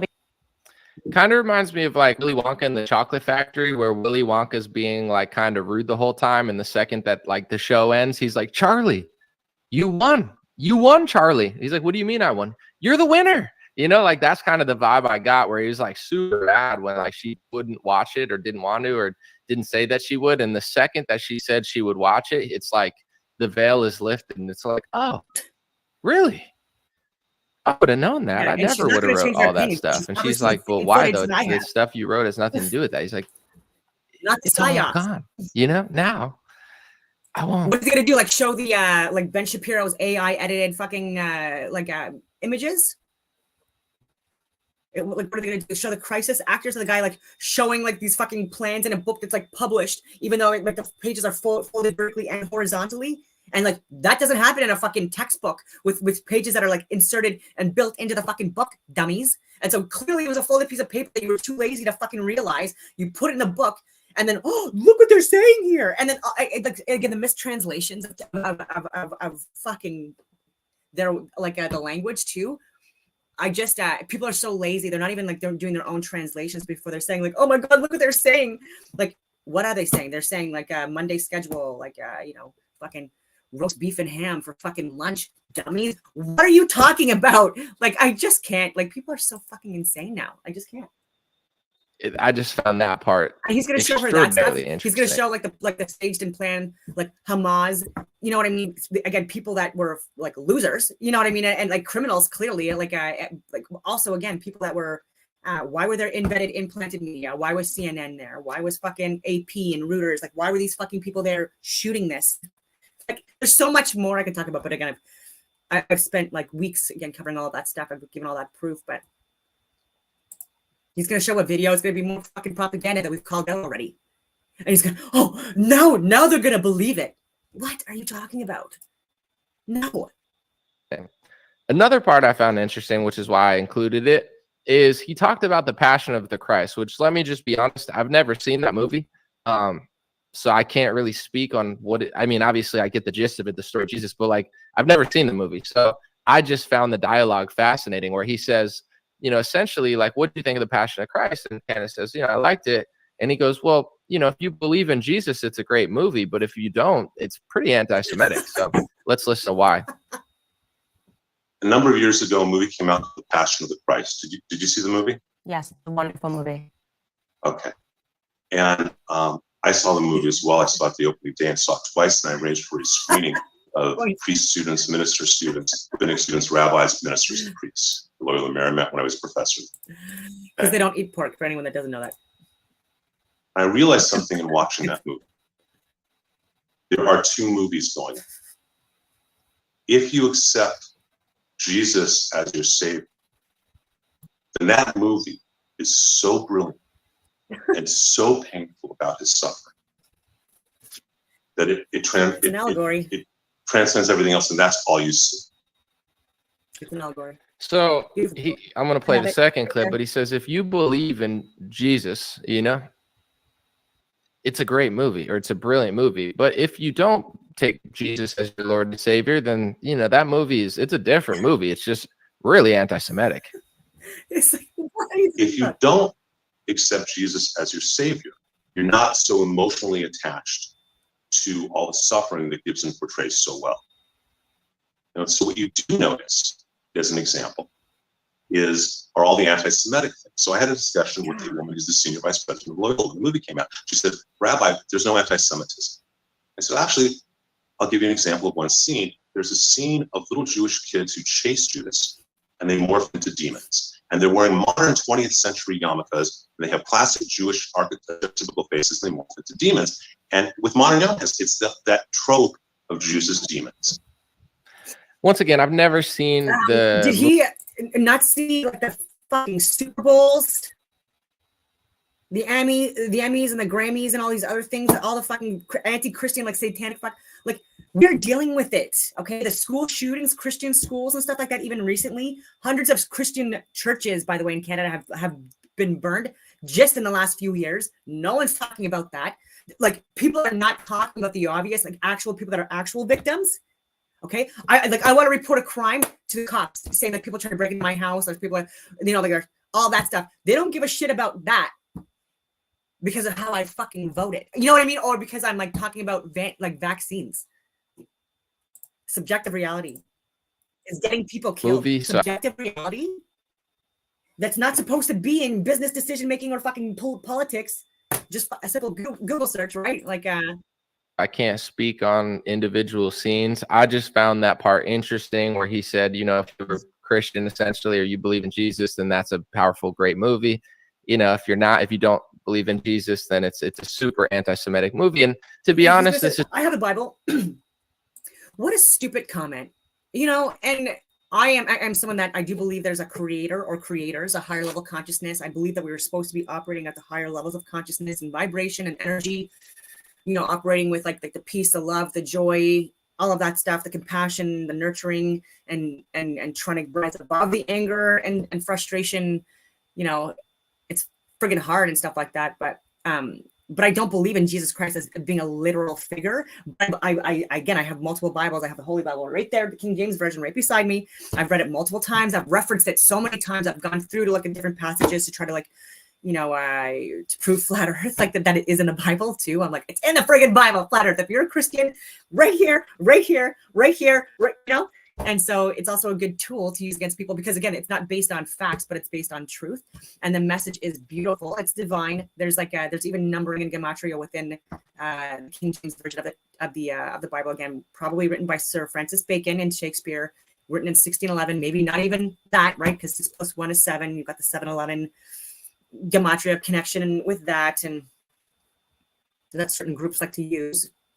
But so I believe that the Jesus Christ figure is a representation of the sun on its on his path through the zodiacal belt above us within the dome, on its journey through the year, and I've consistently proven that it is like a mythical representation of that path, just based on observable, measurable observations, whatever you want to call it, experiments and stuff like that with its path, you know. And even now on the spring equinox, equal amount of day and night, where the sun will be setting at approximately 6 p.m. Okay, despite this daylight saving times bullshit, approximately 6 p.m. within Libra, and 12 hours of day and night. This is just my opinion based on reality and the data that I've received and just through paying attention for the last 5-6 years. It seems the similar way with religion, like you know, Christians and Jews, like on average, I'm not saying there's messianic Jews who accept Christ. There's horrible Christians. There's great Jews who don't. Like, I'm not trying to say like good and bad or anything, but there's way more Christian Zionists than Jewish Zionists. I think they were saying there's approximately like 5 million Christian Zionists and approximately 2 million Jewish Zionists. And again, I think a Zionist more than anything is not, it transcends religion. I believe these are lobbyists. All right, they're just saying Zionist. Like, I think it's because they don't want to say lobbyist. They want to say people, business people that are working with certain corporations and stuff like that. And because even Joe Biden has said it, and Elon Musk has said it. Like, countless people have said it. So like, I think that's just a way of saying like, hey, we're part of the friggin' military, pharmaceutical, industrial complex group. And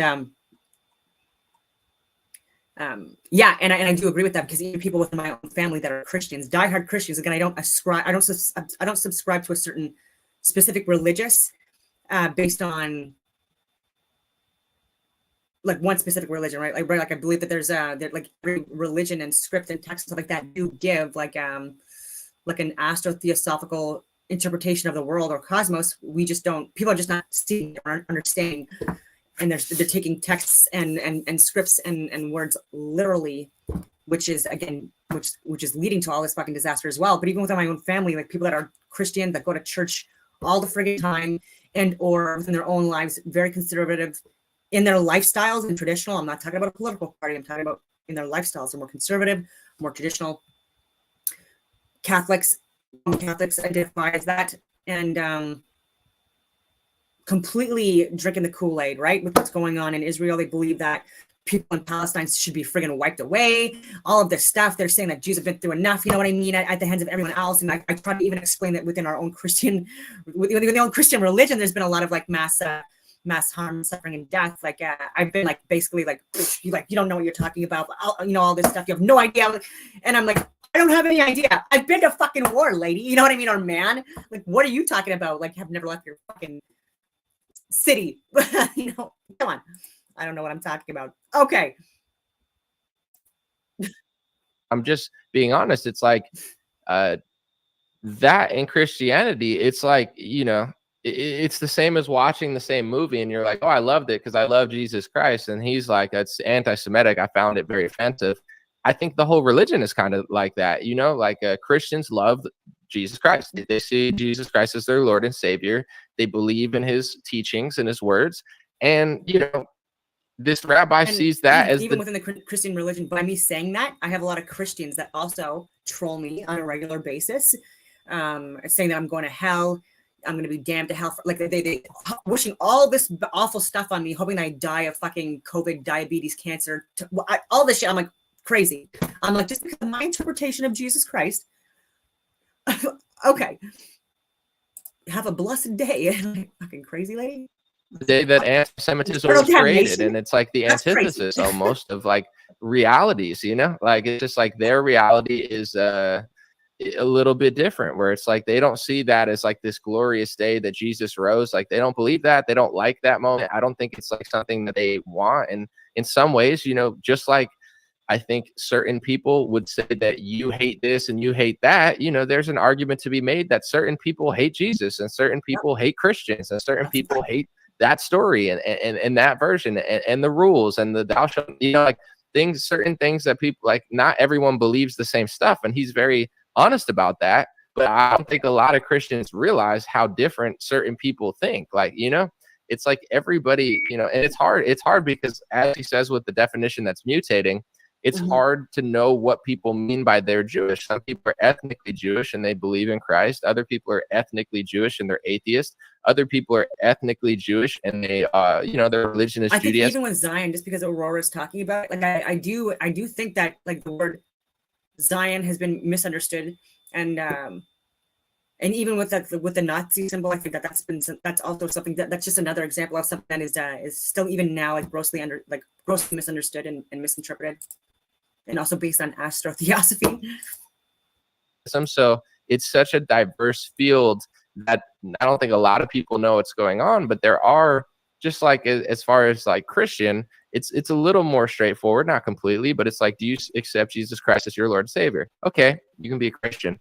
You know, do you accept Allah? You could be a Muslim. Muslims think that Jesus was a prophet, but not the Lord. They have a lot of respect for Jesus. They don't like when he's blasphemed. Not all, because I don't want to, you know, make assumptions or anything, but there are, you know, there is a sect of Judaism and there's people that they're not looking at Jesus like, oh, that's really awesome. It's like not awesome. You know, it's like, I don't like he was, in my opinion, I think some people find it like they would say it's anti-Semitic because you have a guy at that time, you know, rejecting Judaism or rejecting certain Jewish people of the time, however you interpret that stuff. And I don't think that every rabbi and every Jewish person's like super pumped about the whole Jesus stuff as portrayed by that interpretation of the movie. Could Mel Gibson have made a different version of the movie that didn't offend him? I totally agree, because even with the Bible, like I believe that there's truth, but it's not facts. And so I can give examples of where they're alluding to this flat earth plane, but without the actual scientific evidence and data, like the measurable, observable, repeatable data. Of course, I'm not going to just like go off of my entire like life's interpretations, like based off of just that. Like, and so that's a good point as well. Like I'm the same way.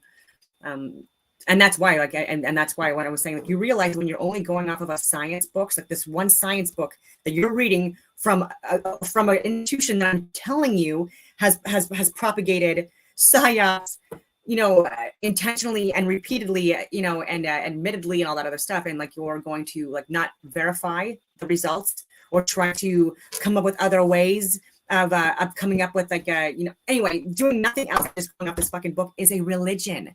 Okay. That's your Bible. And so Craig and these people that are just like, oh, I'm getting it off of this textbook. Like, why? Why are you just getting all of your stuff off of one textbook? Why? What if it's wrong?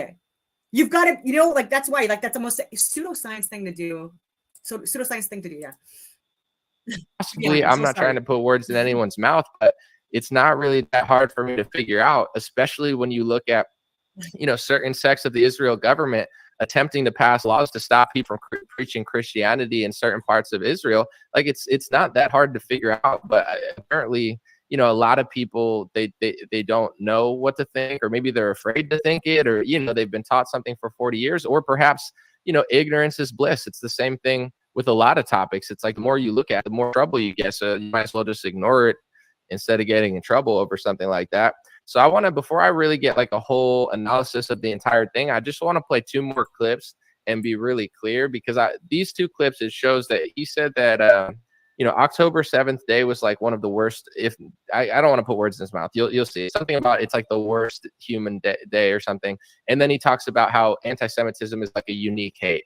And there's a reason I'm playing this, not to be disrespectful or anything. God bless. And, tragedy is tragedy. It's horrific. I'm not making any sort of justification or anything. I need to play this clip in order to show you the anti-Semitism speech laws that the United States is passing in different states that are the antithesis of what he's trying to tell you. I just don't understand how these two views can coexist. On one hand, you do believe that this is unique. On another hand, you're not allowed to say that people feel that way. It's like, I just don't understand where this is going.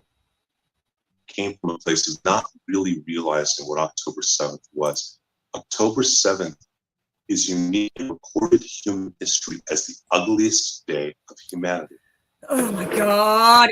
What I am saying to you is that the entire world and scholars about anti-Semitism recognize that it is a unique hate.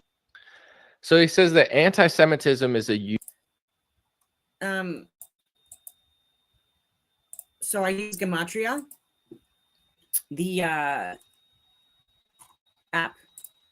and so I just looked up because I was just curious because anyway, I looked up science. This is the King James version of the Bible, so science is mentioned 32 times. So I got the 32, 23 in there as well. 2 divided by 3.66, etc. 2 times 3 is 6. Interesting. Astrology also was mentioned, the Mazzaroth.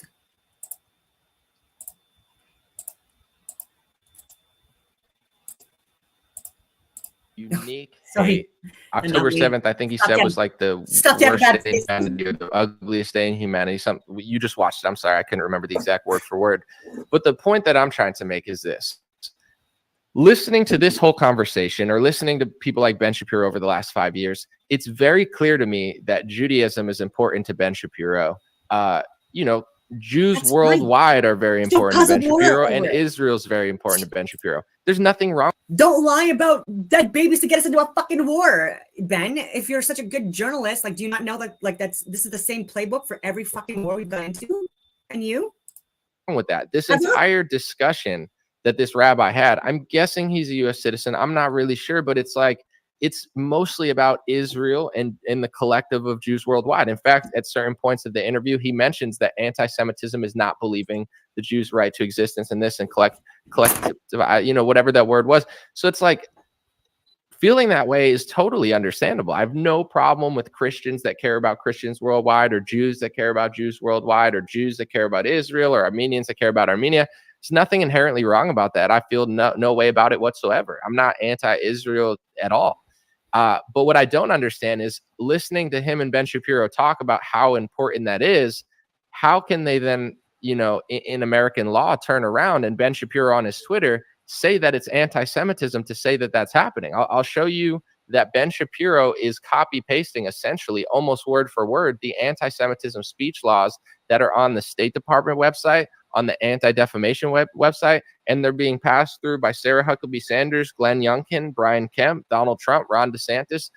They're all passing them through legislation. And people don't realize that. That's why when phonies like Alex Jones come out and they say, oh, this rabbi's left-wing. He's not left-wing. He just said he's conservative. Respect his political ideology. Not every Jewish person's left-wing. Some are left, some are right, just like Christians. But it's like the big Alex Jones cover-up is like, oh, it's the left doing this. He's not left-wing. And also, the Anti-Defamation League absolutely has a left-wing bias. And this guy says he's fought with the Anti-Defamation League, which is fascinating, because obviously he doesn't agree with what they're doing, and that's what he said on Candace's show. But that same definition of anti-Semitism is on the ADL, it's on the State Department website, and it's being passed through by Republicans. The same definition, word for word, phrase for phrase, and nobody knows and nobody seems to realize. So here's Ben Shapiro saying this. He tweeted, American Jews, whether ethnic, religious, are loyal to America, not Israel. Any dual loyalty supposition is anti-Semitism.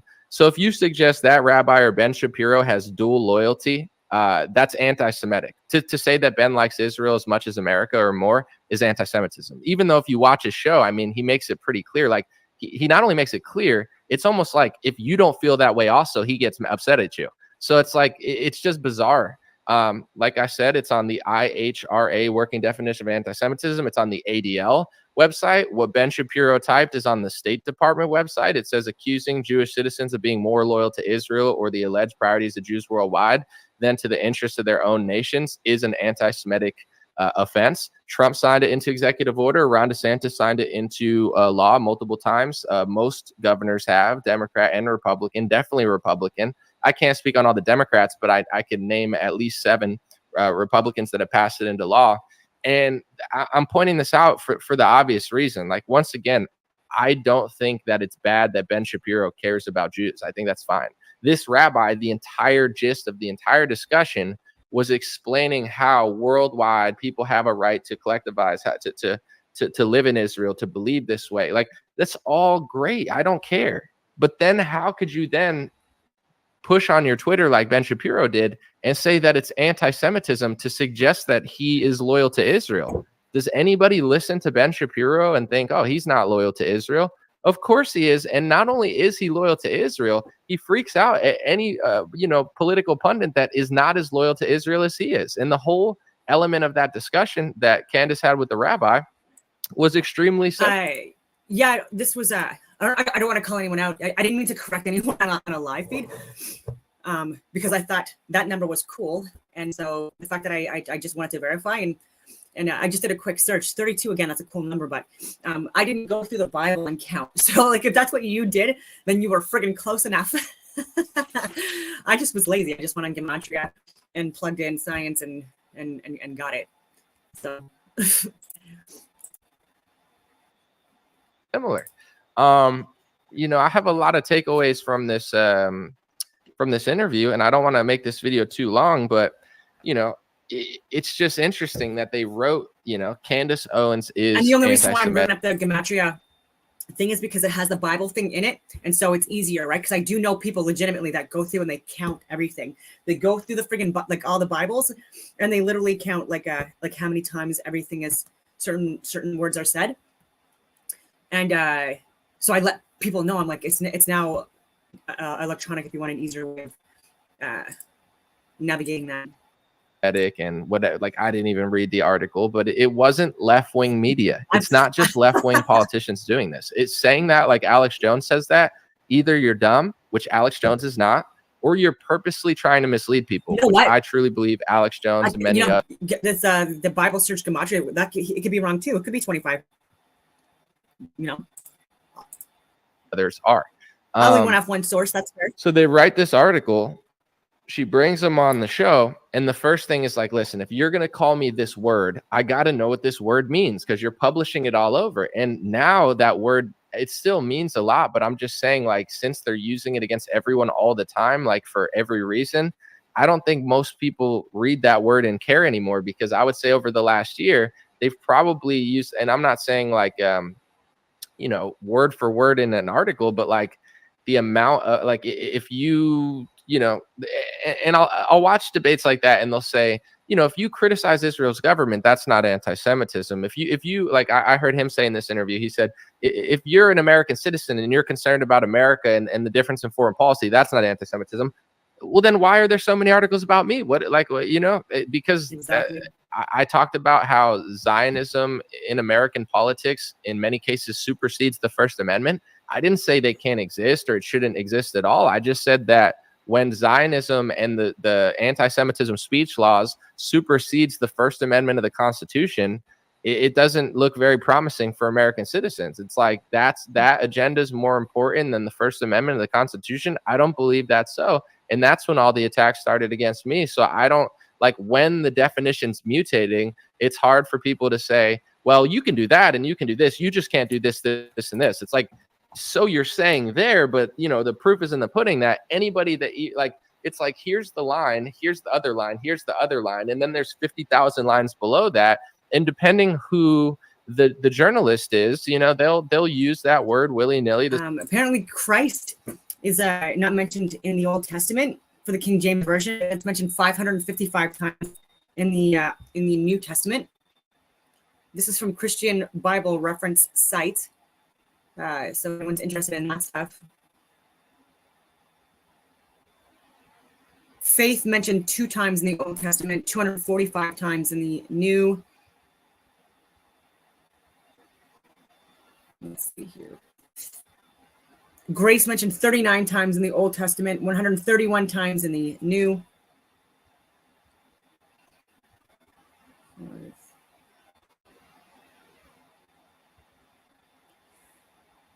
Hell mentioned 31 times in the Old, 23 in the New.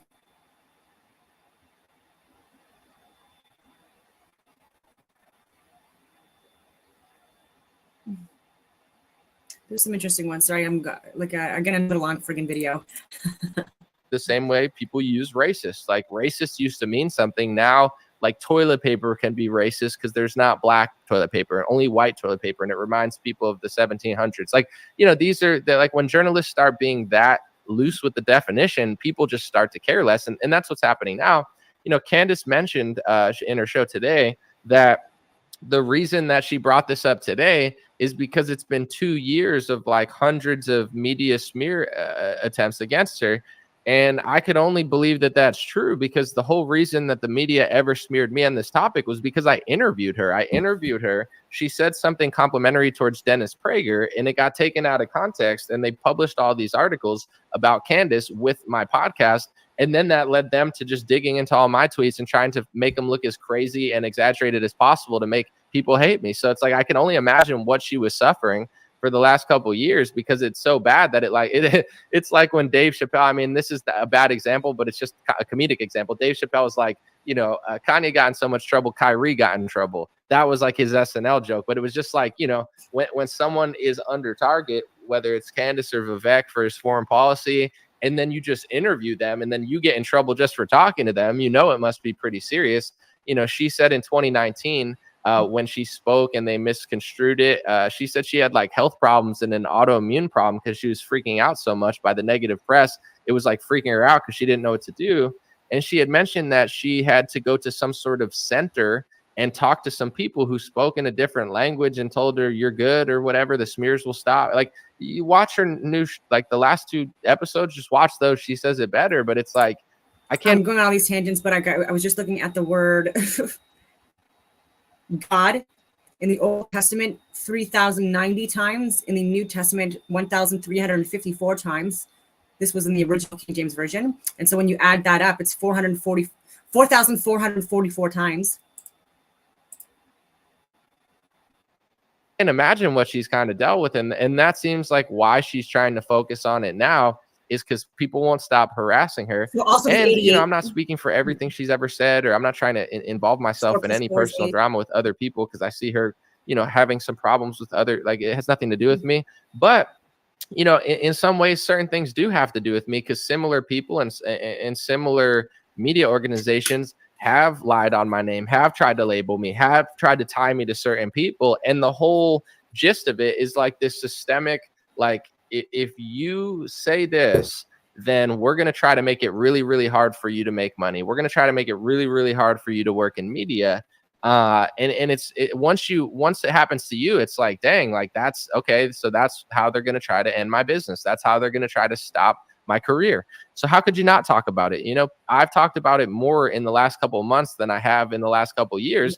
And it's because when I did my biggest interview of last year with Vivek Ramaswamy, they did like 30 smear pieces against me. Like that's and it wasn't left-wing media. It wasn't right-wing media. It was a combination of both, but it was, you know, I would say pro-Zionist media that wanted to exaggerate what I said to make me and Vivek look bad because Vivek doesn't have the foreign policy that they want him to have necessarily. And because he interviewed me, they're just trying to hype up everything and make it look crazy. And probably the goal is to do 2 things. One, make Vivek cave on foreign policy like almost every politician in Washington, or get people to not talk to me or not allow me to have good interviews, because when I have good interviews and I ask real questions, I didn't even talk about Israel, but I did ask good questions that no one else asked. And it's like, you know, if you could scare people from wanting to come on my show, and I guarantee that that's the case, I guarantee that there's some high profile politicians that maybe would have come on the show, but they see those articles and they're like, I don't know if I want to get tangled in all that. Or like a sponsor where they're like, oh, we would sponsor him. I don't know about that. I don't want to get tangled in all that mess. And, that's kind of the tactics that they're using. But it's important to know, because if you just look at everything through a left and a right paradigm, it's not true. Oh, sorry, just another whatever you want to call it, rabbit hole. Okay, so hell, I had mentioned 31 times in the Old Testament, 23 in the New. So when you add that up, it equals to 54. And I also look at number of properties. It's on the same site. So I'm just going to share my points on that. So you got the number 54. You already know where I got it from. 2 times 3 cubed. Again, that's also interesting with the 2, the 3, the 33. Oh my God. So anyway, the 120. So the 201, the 102, the 120, but also be the degrees of the hexagon. That also can be like where you can also superimpose a cube within that structure. 6 sides.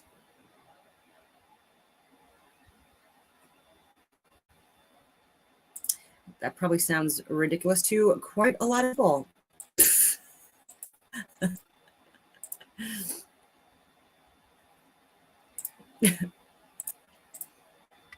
And not just for this topic, it's not true for almost any topic. Like, there are left and right wing things, but when you get down to the nitty gritty of what's happening in Washington, look at Donald Trump's cabinet and look at Joe Biden's cabinet and look at Obama's cabinet and look at George Bush's cabinet. Different people, in some cases, same exact people, but nothing really changes. You know what I'm saying? So if you were to be so naive and ignorant to say that big pharma only lobbies left-wing politicians, you would be wrong. You'd have to figure out what's going on, because big pharma lobbies both politicians, but maybe they lobby the left more. And it's the same. I'm also assuming that Dr. McCullough as well is also part of that group, right? And it's just unfortunate because like people like and admire and respect their work, and they should. The stuff that they've brought out, right? But there's a reason they were out there, right? It just brought more controversy, more division, okay? And then it just spread more marketing, and people were talking about the fucking pharmaceutical stuff. Like, again, like you couldn't make it a better thing. I keep on telling people they're always gonna have a controlled fucking opposition, whether they know it or not. I've said this for literally fucking years. And they're literally going to be assisting with the fucking Psyops campaign, and you're going to think they're on your side, and they're literally just a fucking distraction. You're going to get facts. You're going to get facts from both sides, right? And again, it depends on how you search and where you search. You can find whatever you're looking for. Okay, and that's how a lot of people search nowadays, again, because they're not taking my fucking courses that I've taught. You know, to a higher level, like, you need to start taking my fucking courses again, people. And media, especially journalists in Canada and global affairs, you need to take you need to take from me, all right? Not who you're fucking hiring, because they're failures. And let's get back to business, because it's because shit be crazy now. Like is this not like a reality for everyone right now? Like, am I not, like, am I wrong? It's a fucking mess. Same thing with this. It's not left-wing media. It's not left-wingers. It's not left-wing press. It's way deeper than that. Candace talks about it a little bit on her show, but there's lobbying organizations that are paying a fortune. And the parallels between that and big pharma, it's just an easy example because people understand the pharmaceutical industry more than this stuff. But it's like when big pharma gets $18 billion from Donald Trump through Operation, like is Heal or Root, and associated with Saturn, the luminary, and Saturn rules over Capricorn and Aquarius out of the zodiacal belt. And Capricorn is represented by a goat, Aquarius by a human. So you have that Satan representative or the devil as this half human, half goat figuring with the horns and stuff like that. And the root chakra, or the heel chakra, whatever the fuck you want to call it, correlated with the color red, the element lead as well. And so many other things. And even Saturday again with with cymatics or sonoluminescence, whatever, and combined this combination with the 6-sided friggin' shape that we, and 6-sided figure with the angles on the outward, again, being 120 degrees, that's times 6. And actually, I'll show you what I mean by that, just because, again, I'm a big fan of visuals. I just have to look into my folder again. Hold up. I'm sorry for, again, this is, again, 10,000 hours long. I feel like but I still feel like it's kind of like entertaining, though. Like, I'm hoping it is. And maybe it's just me. There's an obvious bias.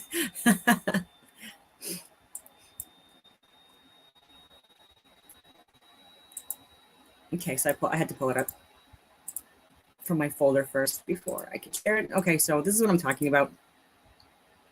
So I pulled this from like pictures from like the Hearth book that I've read. So even with so many other shit. So this is the hexagon, 720 degrees, but it's 120 degrees from within, again, like a 6-sided figure. But if you also take a cube, you can superimpose it here or make a line here, and that could also look like a cube, which is why I also think that Saturn worship or Satan worship, they also correlate it with the cube. And the cube worship, I don't think it's anything evil. I just think we're just like perceptions of reality. So if you assume that Saturn is evil and it's, you know, the like your representation of astrotheosophy and the sun's path through the zodiacal belt like is evil, then that's you, right? So like change your fucking perception, you know. So I hope that makes sense.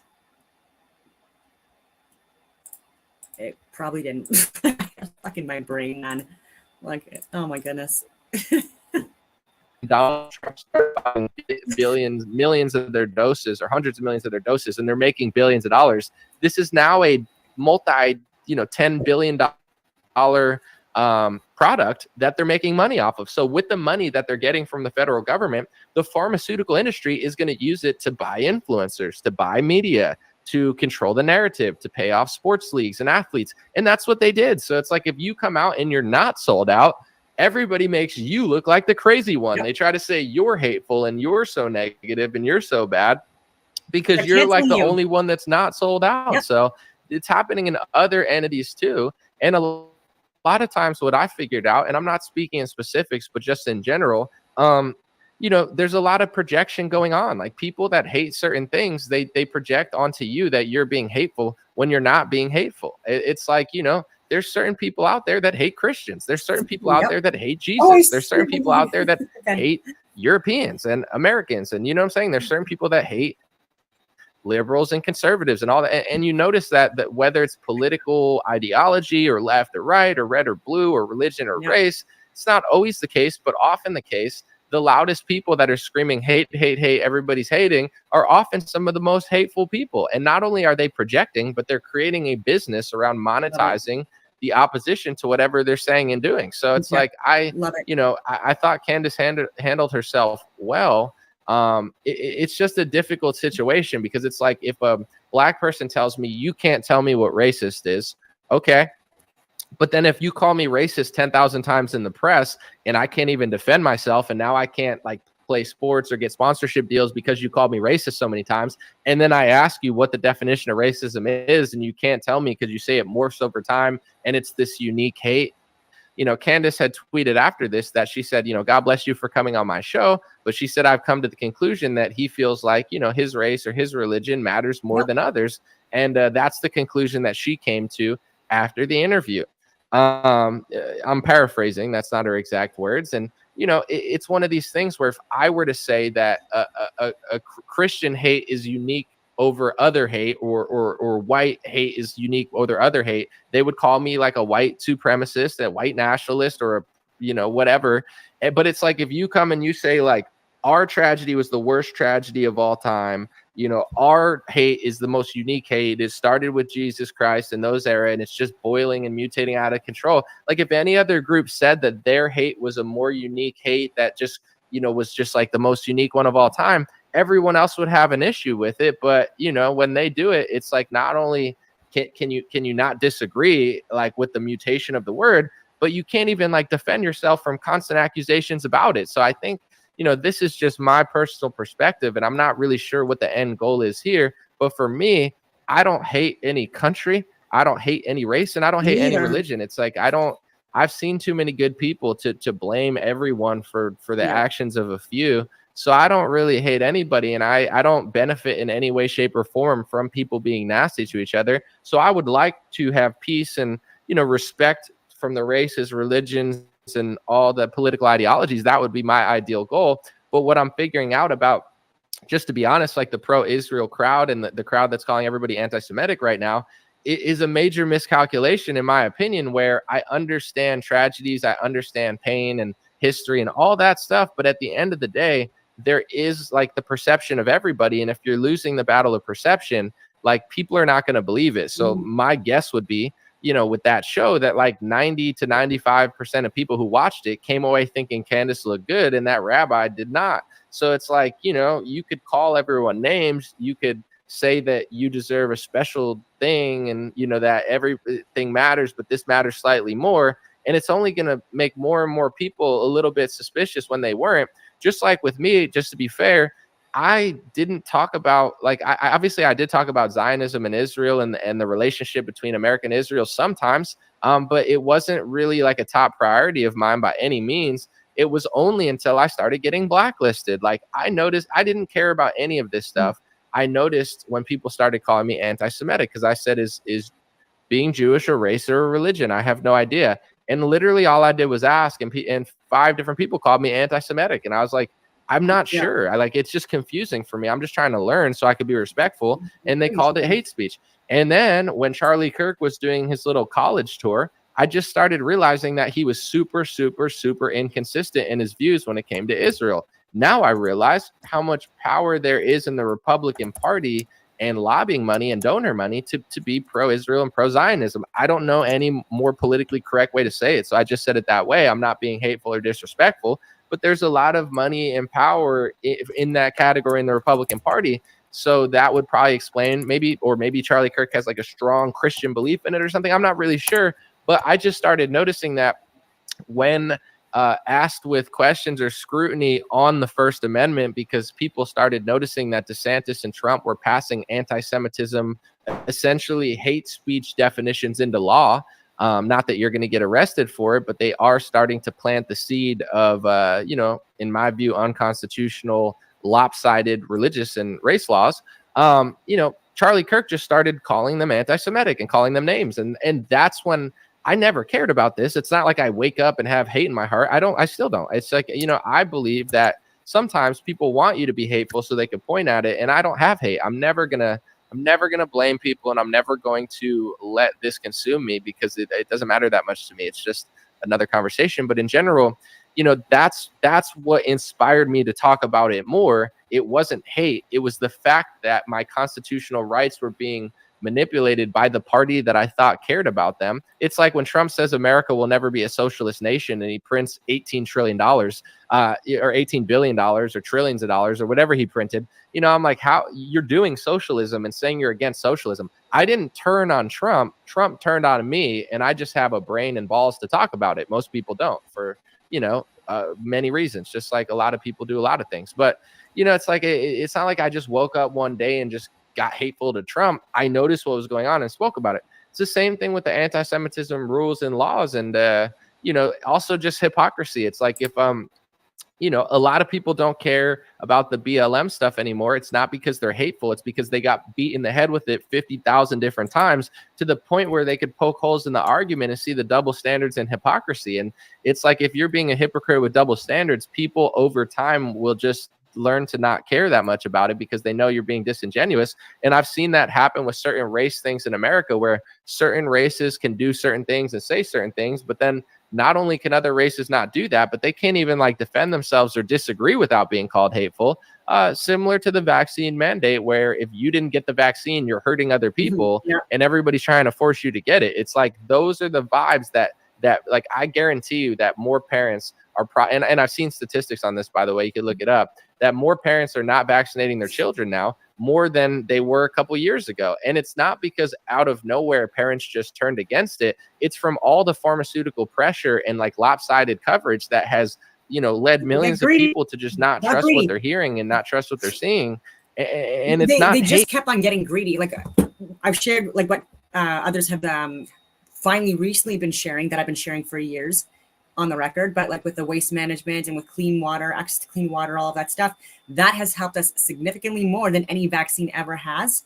Okay, and I stand by that. I showed the drop and the decline of so many different issues and illnesses that were, allegedly a problem in the past, that were completely eliminated prior to the inoculations and stuff like that. And again, because of waste removal. Okay, so those guys on there working their asses off all the friggin' time, getting rid of the friggin' garbage and stuff like that, like I've said for friggin' years. And by the way, they make a lot of money, and they should, obviously, because they are preventative medicine, like literally are what's keeping humanity within suburbs and cities alive. Like absolutely. And even if there's budget cuts to waste management, like you'll see what fucking happens, right? With like you'll get an infestation of friggin' disease, illness, animals, rats, like you friggin' name it. I don't even know what's going with that. Anyway. It's not like misinformation. Yeah, and then they hate. just started with the rollouts of even more inoculations. Okay, so first it was like a few, that you had like within the first year of life, and then like a decade or two later, then it's like 10, and then a decade after that, it's like 16, and now it's up to like 60 or 70, like crazy. Needs to be some self-accountability and self-awareness involved.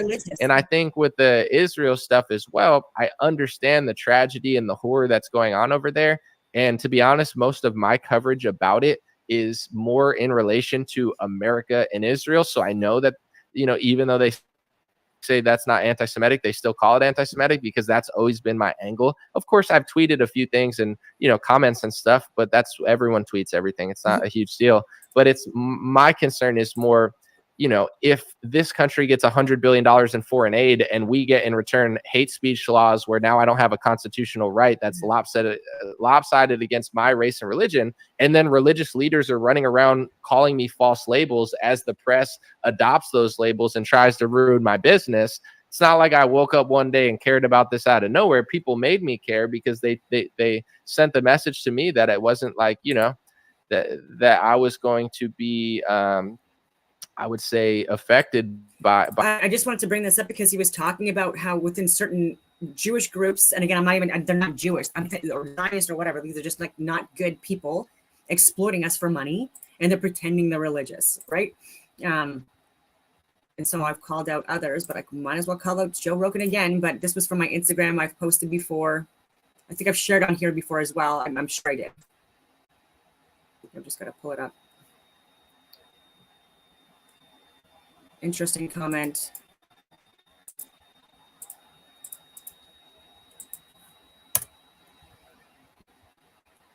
In 30 years, white people are going to be the minority. Yeah, also breed out too. Looking forward to it. Can't wait. Shit. Is my kid white? Looking forward to it. Can't wait. 30 years, no more white people. Are the majority gone? What? All three of you guys are white. Are you not seeing this? And this is listen to this. I don't know. Your kid is definitely not white. Well, you're yeah, half you Jewish and your kid's half Mexican. Yeah. So what does he mean by that? Your kid is half Jewish, half Mexican, so he's not white. What are you talking about? Look at him. Isn't there white Jewish people too? 42%. Would they say within 30 years, white people are going to be the minority? I think we'll also breed out too. Looking forward to it. Can't wait. Looking forward to it. Can't wait. Joe, you're 5'7". Settle down. Okay, big fucking talk about your own fucking race too. This is what I mean. Like, oh my God, when you hate your own, why do you hate? What? You're not helping anyone out by glorifying like the genocide of your own race. Like, what are you talking about? Or any race for that matter. Again, like I'm speaking out about what's going on in Palestine, at risk again to my career, because again, the people in my community as well are the fucking Ben Shapiro types. They fucking watch him more than me. They listen to Ben Shapiro more than me, even though I've been of service to Canada, literally like in the international, like I just can't. And listen to Dan Bongino and these fucking clowns. And anyways. By my honest on this topic. So I just, I think with the response that Israel's had, I'm not telling Israel what to do. It's not up to me. I don't think you shouldn't exist. And I'm not telling your military what to do, to be honest. But if you end up killing tens of thousands of civilians, a lot of people are going to not like it. If America's passing, and we shouldn't be supporting it. And that was in Canada. Like we have signed treaties. We have signed documentation. Okay, that we do not fund genocidal fucking groups organized. Like we don't do that. We don't assist and enable any organizations with anything, weapons, people, money, support, none of that shit. Even a fucking tweet saying like, no, fuck that. Okay, we have legal obligations. That was my point when I'm talking about like law on conflict, certifications, knowing rules of engagement, all of this stuff. You need to know this shit. You need to know it. because it's legal doctrine. It's legal. All right. This is the whole fucking point to this stuff, right? When you're committing crimes, and I'm sitting here saying, I've been to war, 15 years infantry officer, special forces, was selected, one of 2 cadets selected to go on exchange to fucking West Point for a semester. All of these things, like, you don't want to listen? Okay.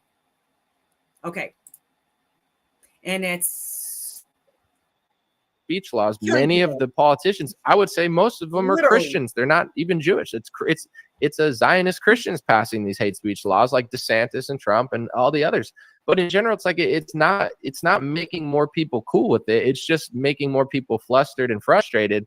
And the public perception is now shifting in the opposite direction. So I just don't understand what the end goal is, because it almost feels like when you watch stuff like that, it almost feels just like a sabotage, where luckily in my life, and I'm so grateful to have been cultured and like know a lot of stuff, no one can make me hateful of a race, religion, or anything, because I've met so many great people. Like when I was young, I had a Muslim friend, I had a Jewish friend. I'm not just saying this. I know it sounds like stereotypical and kind of like, corny, but it's just true. Like one of my best friends growing up was Muslim, and his mom prayed 7 times a day. And, I always thought it was a little odd because I didn't come from that family, and I thought it was like over the top. Now I understand that it's very disciplined and I actually respect it. But growing up, I never really thought much about it. We played video games just like everybody else. One of my best friends growing up was Jewish, and his family was incredibly nice to me. There was no vibe where they were treating me bad because I wasn't Jewish. And that doesn't exist in my world. I know, maybe disproportionately, I know great Jewish people who've been kind to me, who've opened up their house to me, who've taken me on vacation, who've complimented me and showed me love.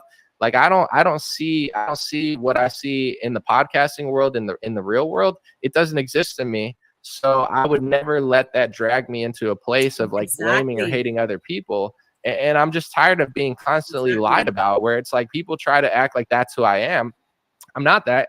I'm not even anti-Israel. I'm not even and that's a good point to that is, and I've said this so many times too, I'm like Jewish people all over the world are also speaking out on this. They're also getting censored all over the place, and saying that this is continuing this victim mentality, and they're saying this isn't the playbooks.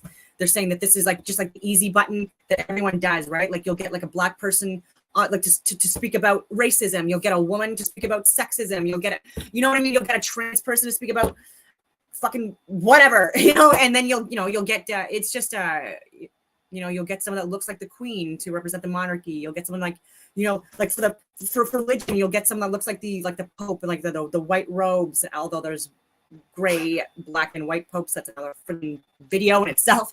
Anyway, and the gray. Anyway, no, focus. Anyway, the Pope looks like this figure, this representation of God, right? Like on Earth.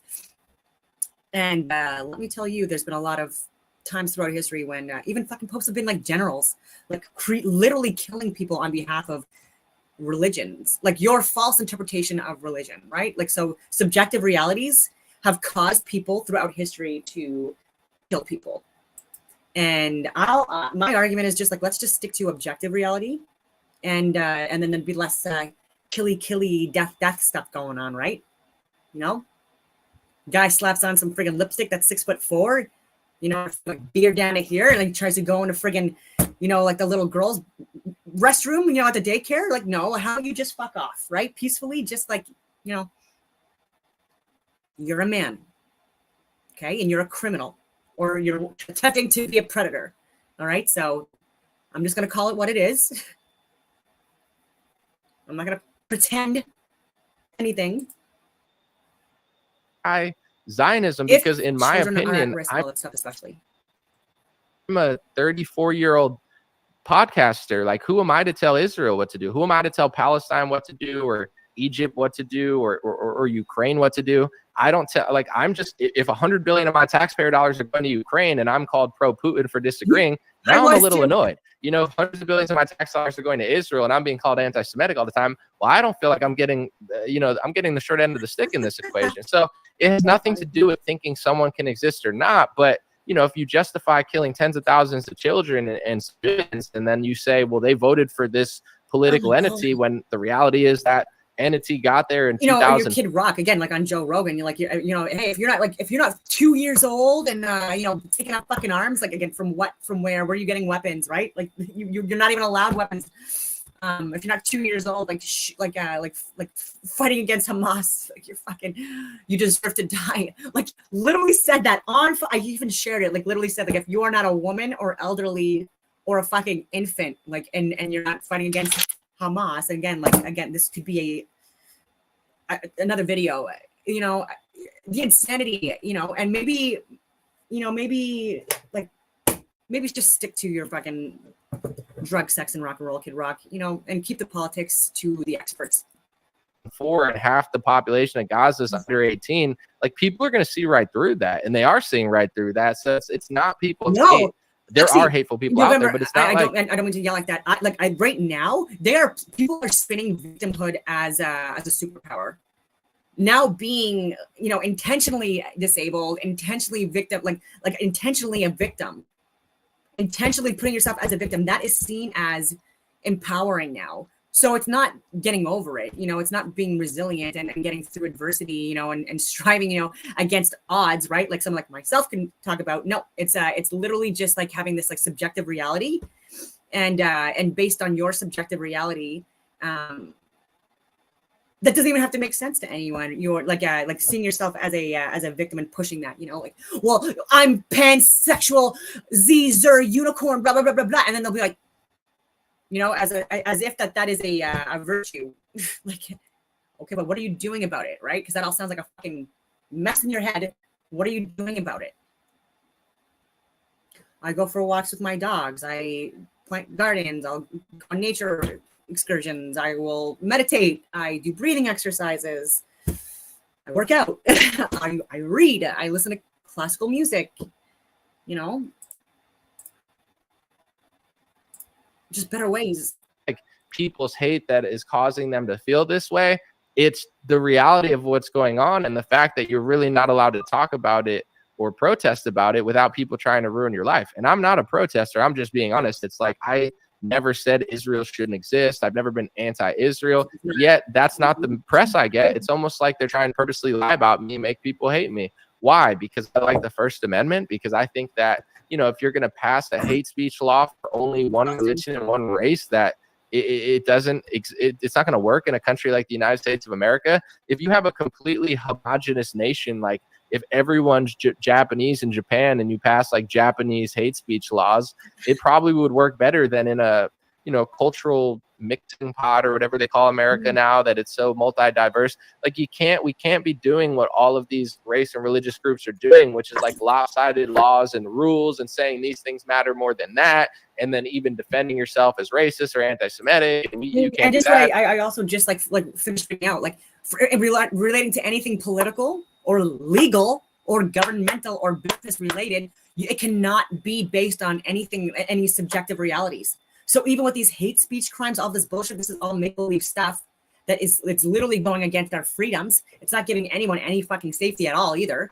And it's based on subjective reality that's not based on truth. And there's actually objective reality, measurable, observable, repeatable realities, okay, that actually debunk this bullshit that people are refusing to look at because they're fucking crazy. Okay, because we hired the wrong people for the jobs. Like I continue to say, they were bragging about how woke their cabinet was, and you take a look at the fucking group, you know, figure it out yourself. And sometimes you can judge a book by its cover, by the way, ladies and gentlemen, and there's a point to that as well. And that we shouldn't just like keep on dismissing, especially when you're supposed to be in professional government or professional careers in general, right? Like the suit and tie is still relevant and applicable in some areas as well. Obviously not on the oil rigs, right? And you're so hateful, but you're allowed to hate on my religion. I can't say anything. Like those type of vibes are going to destroy America, and they are destroying America. And we all see it. We all see it happening. Everybody knows it, and it's deeper than just left or right. And it's you know, like say like Mayorkas, right? I never knew or cared what, like, I don't know what race, religion, gender. I think he's a guy. I know he's obviously a man, but in general, I don't even know if that's offensive nowadays. Sometimes if you assume someone's gender, they get mad at you. But with Mayorkas, I never once thought to even remotely care what his ethnicity or religion is, because it doesn't matter to me. But then I see someone criticize what a terrible job he's doing at the border, which is 100% true. And he says, you shouldn't talk to me that way because my parents survived the Holocaust, and you shouldn't talk to me that way, even though what Josh Hawley was talking about had nothing to do with that. It had to do with the present moment and his job at the border. And it's that type of stuff that just does such a disservice for everyone, because it's only going to create more friction and like, obvious like pattern recognition, where it's like, what the hell, like that's his excuse for leaving the border open. Why does that, like this, what, and it's just becoming more and more and more obvious. And the more they call everyone that, like they used to just call dissident right wingers that, now they're calling all the left that, now they're calling Jewish people who disagree with that it's just like, it's just getting to the point where the word pretty much means nothing. And someone like Candace Owens, who's extremely powerful, successful, and I would say like respected, I think she's one of the biggest American voices in recent history, to be honest. I truly, because this is just my perspective, some people they have inflated audiences. They're not as big as they pretend to be, but they appear bigger so they can make more money from advertisers, but they really don't have that impact or reach, and they're really not that famous. They just kind of pretend to be on social media. Candace, I don't feel like is that way. I think she is that famous. I think she is that successful, and I think her message does spread that far. So for her to say all this stuff after years of just people that she didn't even know about talking about her in the press and stuff, it's going to create a whole new wave of awareness. And in conservative media, I know for a fact that everybody knows this. I've spoken about it since 2019, and people that used to not know what I was talking about, they've come back to me recently and like, bro, you were right 3 years ago. I had no idea.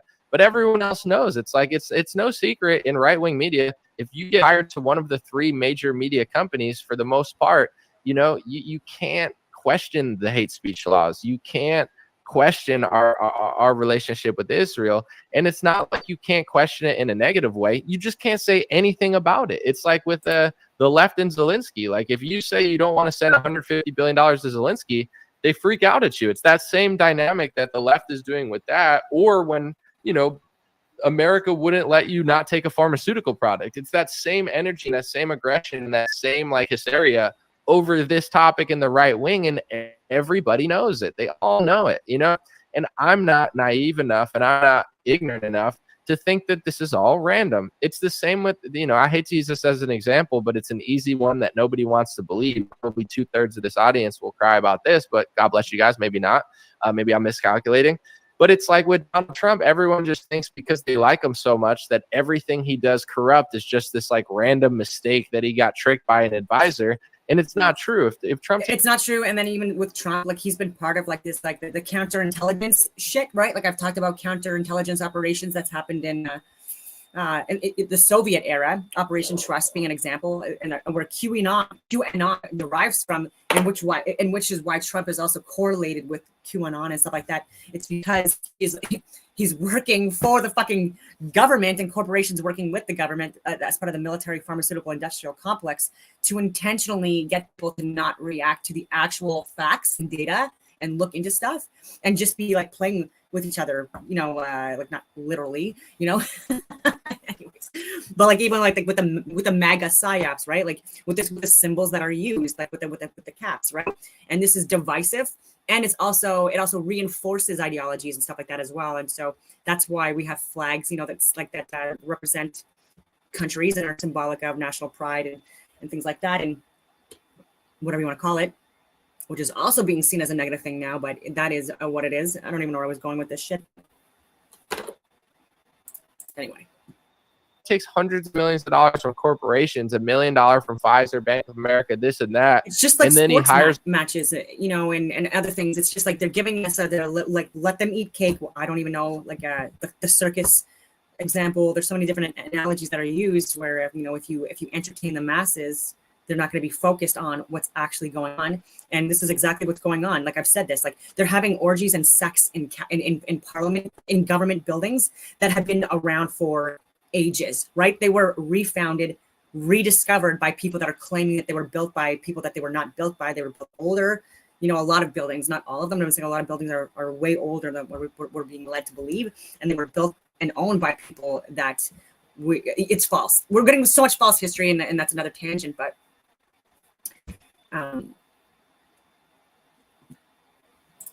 yeah, I just lost my train of thought again. I should walk the dog soon. There's a whole cabinet of these people. They're just making a mockery, like the circus. It's Senate cabinet, even like legislatively, like with the court systems. The court systems are now making a mockery, and they have been for years. And I've said this was what's going on with Trump with the courts. I'm saying this. He's part of it. I've been fucking saying this. I was saying he should have been impeached right at the beginning, in 2021, and I'm on the record saying that. And it's not because I think it has anyway. So many fucking tangents, but again, like he's just playing the crowd. He's playing the fucking crowd. He's not on anyone's side. He's on the lobbyist side. He's on money's side. His fucking God is money. And he's a propagandist. He's a lobbyist. He's an opportunist. Okay. And he's getting a lot of fame and attention. And that's what he's always loved and wanted. So again, his life has been great as he's been ruining people's lives. Okay. As people have died, suffered irreversible side effects from like various inoculations of things. So lost jobs, careers, you fucking name it, suicides, all of this stuff, raped, murdered, all of this fucking stuff that's happening. They're all in it together, and they're all pretending that they're not, right? Oh, I'm on your side. That's what I was saying. I was slamming Marjorie Taylor Greene because again, like she's looking like a fucking ridiculous human being in cabinet with what she was wearing, like a MAGA hat, and like just like again, attention seeking, when you and just like not even the respect to like anyway. It's idiocracy. Like we've allowed the circus into government and key positions where they have no business being, unfortunately, and they're now having temper tantrums. Even with Wayne Eyre, my point with Wayne Eyre, he's the chief of defense staff, and he created Canforgens, implementing policies and mandates against the Canadian Armed Forces soldiers that he's supposed to be protecting, and Canadians in general that he's supposed to be protecting, implementing mandates that got people kicked out, that got people harassed and tortured even when they were in, and released because again all the fucking trauma and all this other stuff, like dealing with the mandates and restrictions and inoculations and side effects and deaths and all that stuff and the cover-ups. But in any of the Canforgens that he created, even the number one, the first one, none of his references, in any of the references that he provided, is there any medical, scientific, or government data that is objective reality? And he also got memorandums by me and people through me indirectly that I was giving memorandums like templates to soldiers and firefighters and cops and you friggin' name it, and they were submitting this to the chain of commands too. And none of these were actioned or mitigated or responded to and stuff like that either. So they were actually dismissing objective reality. And again, I'm on the record sharing this information. I can prove it. So if there any lawyers want to fucking call me, reach out. And dismissing objective reality and facts for subjective reality. And it got people killed. Make a mistake. He just sold out. It's like you would never say Obama just made a mistake or George Bush just made a mistake because you don't like George Bush. And killed his own soldiers based on subjective reality. I just want to make that clear. And so did Chrystia Freeland. So did Justin Trudeau. Justin Trudeau's family has been con artists for generations. So again, that's why 4 generations of the Trudeau family should not ever be able to hold a government position or a position that impacts Canadians at home or abroad because of what they have done. Pierre Elliott Trudeau, again, lying about the moon landings and stuff like that as well. And billions of dollars being funneled into fake ass fucking space agencies and stuff like that to astronauts like Chris Hadfield, these fucking sellouts.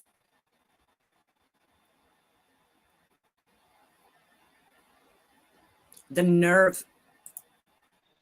Obama as much as you like Trump. So when Trump does the same corrupt, slimy things that every politician does, people can't process that he just sold the cabinet out just like everyone else. Nerve. It's the same thing with this in right-wing media. The G20 summit in 2010, I believe it was. Yeah. Committed crimes against humanity, and he's still not being held accountable. And there's still people within Canada, from Toronto, from Ontario, that are still looking for justice because a lot of people were, again, I've got the videos on it, committed crimes against his own and then other law enforcement and people from CSIS and CBS, people from internal government agencies. Again, it was a free-for-all at the lower levels fucking free-for-all of people that were just doing whatever the fuck they wanted, and it was actually going against people's freedoms and safety, you know. And he is the one that declared that assisted in declaring the emergency act on Valentine's Day, just to fucking ruin people's lives because he's a fucking crazy psychopath. And Bill Blair, he's swung both ways, left and right, if you know what I mean. We'll just say politically leaning. And he's a criminal. And he's committed treason too. Yeah. I don't believe that these people really love Jewish people or Israel. Some do, of course, absolutely. But like so many politicians, when they tweet, I stand with Israel, I've talked about this recently, just go to when you run for office, your political contributions have to be public. It's like they're getting money from AIPAC, you know, it's getting $50,000, $150,000. It's like, would you stand with Israel if you weren't getting paid off? Imagine that money or paid for it? If so, then I believe you. But if, you know, it's like, if you change your opinion after $150,000, that's called a sellout. It's like you don't like Subway sandwiches, and then they pay you $1 million, and then all of a sudden you're selling Subway. And that's life-changing money. And I've been offered contracts. Like I refused contracts, like even to do security work with Dr. Jordan Peterson. I'm not even making this shit up. Like talking with people that were literally like traveling with him and talk to his daughter and stuff like that as well. And I tried to line up an interview, and again, that didn't fucking happen because again, of what I was sharing. That person didn't like it, so he didn't even want to fucking put his neck out for me just to fucking try to anyway. And because of the travel, not because of Dr. Jordan Peterson, but because of the travel and being from Canada, I was just not able to because of the lockdowns. I wasn't able to travel for 2 fucking years, and it ruined my fucking career at the time where it was just being built up. And then people that I assisted with their careers as well and working with me and stuff like that completely abandoned me. And again, these were multi-million dollar contracts. And even after that too, I was offered multi-million dollar contracts. I swear to God, I promise you, where I've sat down and had meetings with guys, like even like UK Special Forces guys, like grabbing coffee downtown in an obvious location I can't fucking disclose and stuff like that, chatting about stuff. And he's just like, well, talk to me when you're vaccinated. And I'm like, well, that's not going to fucking happen. You know what I mean? Your fucking loss.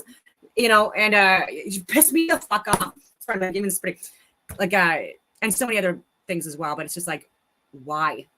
And again, that's me like holding my ground, even though this is life-changing money that can help me and my family, and it's been very stressful fucking times. But it's a matter of like principle, right? And so anyone that wants to say that, like, and Helen Bruce too, like she just had to get vaccinated and shut up. That's literally all she had to fucking do, and she would still be fucking working, you know, still like excelling in her fucking career, helping so many people within, like she was doing, working these higher level contracts with me again, like on her spare fucking time, which is like barely any because she's also a mother, and but no, she's still in the courts. On the 25th of March of this month, she has another fucking court hearing again because she was sharing because she was sharing objective information to people that were like listening to subjective fucking realities by the likes of Justin Trudeau and people like him. And over $100,000 in court fees out of pocket that she's paying. And countless people have submitted nominations for her to win like the Hero, you know, Cop Award and stuff like that. And she was completely blacklisted. This is how fucking disgusting it is. I just fucking, I'm done. Like, anyways, I'm not done. I don't know what that even means. I'm gonna keep speaking on it. I just got it. Sandwiches, telling people to eat fresh. Like, I don't think you're like a health, activist or anything. I just think I have so many friends like that someone got gave you out while pregnant, even divorced, kicked out, lost pensions, literally everything. Over 20 years fucking service, and these are women. Okay, living with their parents in the basement with her young baby. You know, and it's overwhelming. It's a lot. It's hard. She's in the courts and stuff like that. She might not win because again, it keeps on getting delayed, and all of this stuff. And they hate us. They fucking hate us. The people in right now. Money, and then you did what they told you to do, which is, you know, part of the problem in this country. Not just with that lobbying firm, but does anybody do anything anymore for ethics? Like, you know. It feels like this whole country is just running around doing what they can for money, but there's no meaning and purpose behind it. And that's really my final message. Maybe I'll read a few comments, maybe not, best to not, because it'll throw me off because I'm in the zone right now. But in general, it's like, there's no one to blame in America. I would never say to blame another country or blame a group of people, because the only one to really blame, and this goes for everyone, is really just ourselves, because, this can only be sold if we buy it. And that's the problem in modern day America and a lot of countries. I can't speak for everywhere, but everyone's just going along with the flow. And if you're going along with the flow and the flow takes you somewhere, you can't complain. If it's a riptide, then it's a riptide. Like it's, this, like everybody just does what they got to do to make money. And a lot of the money's in unethical places and nobody seems to care. And I think the COVID pandemic is the perfect analogy for that, or a perfect symbol of that, where most people knew better, but most people played along. Most people didn't want to, but most people did. Most people said they were with you, but most people weren't with you. Most people said, I agree with you, but then they left you stranded, getting persecuted. And that's the country we live in. And it's not going to matter who does what or who thinks what. If we're in a country where, like, look at every athlete. Sorry, this just might be relevant to people, especially in the Ontario region. It might apply other areas as well. Again, I'm just getting it. So I still have to do my own friggin' research, but it is a fairly credible source. And so something that this person got, though. So again, there's 2 layers here. I know that multiple different bank companies have had issues with their ATM machines. They are not taking money, but not adding to account, or not giving the physical currency, but still subtracting. Lots of people crying and screaming at locations near my work. I saw it in person with my own eyes. So this might be something to pay attention to. So for ATMs or anyone taking out money or trying to take out money, maybe take a look into this as well, more into it. Or if you're considering taking out money in the next little bit, maybe look at, going in person, right, to a bank teller, right? Those still do exist, and do it that way. Athlete, like, how many athletes are there? Thousands.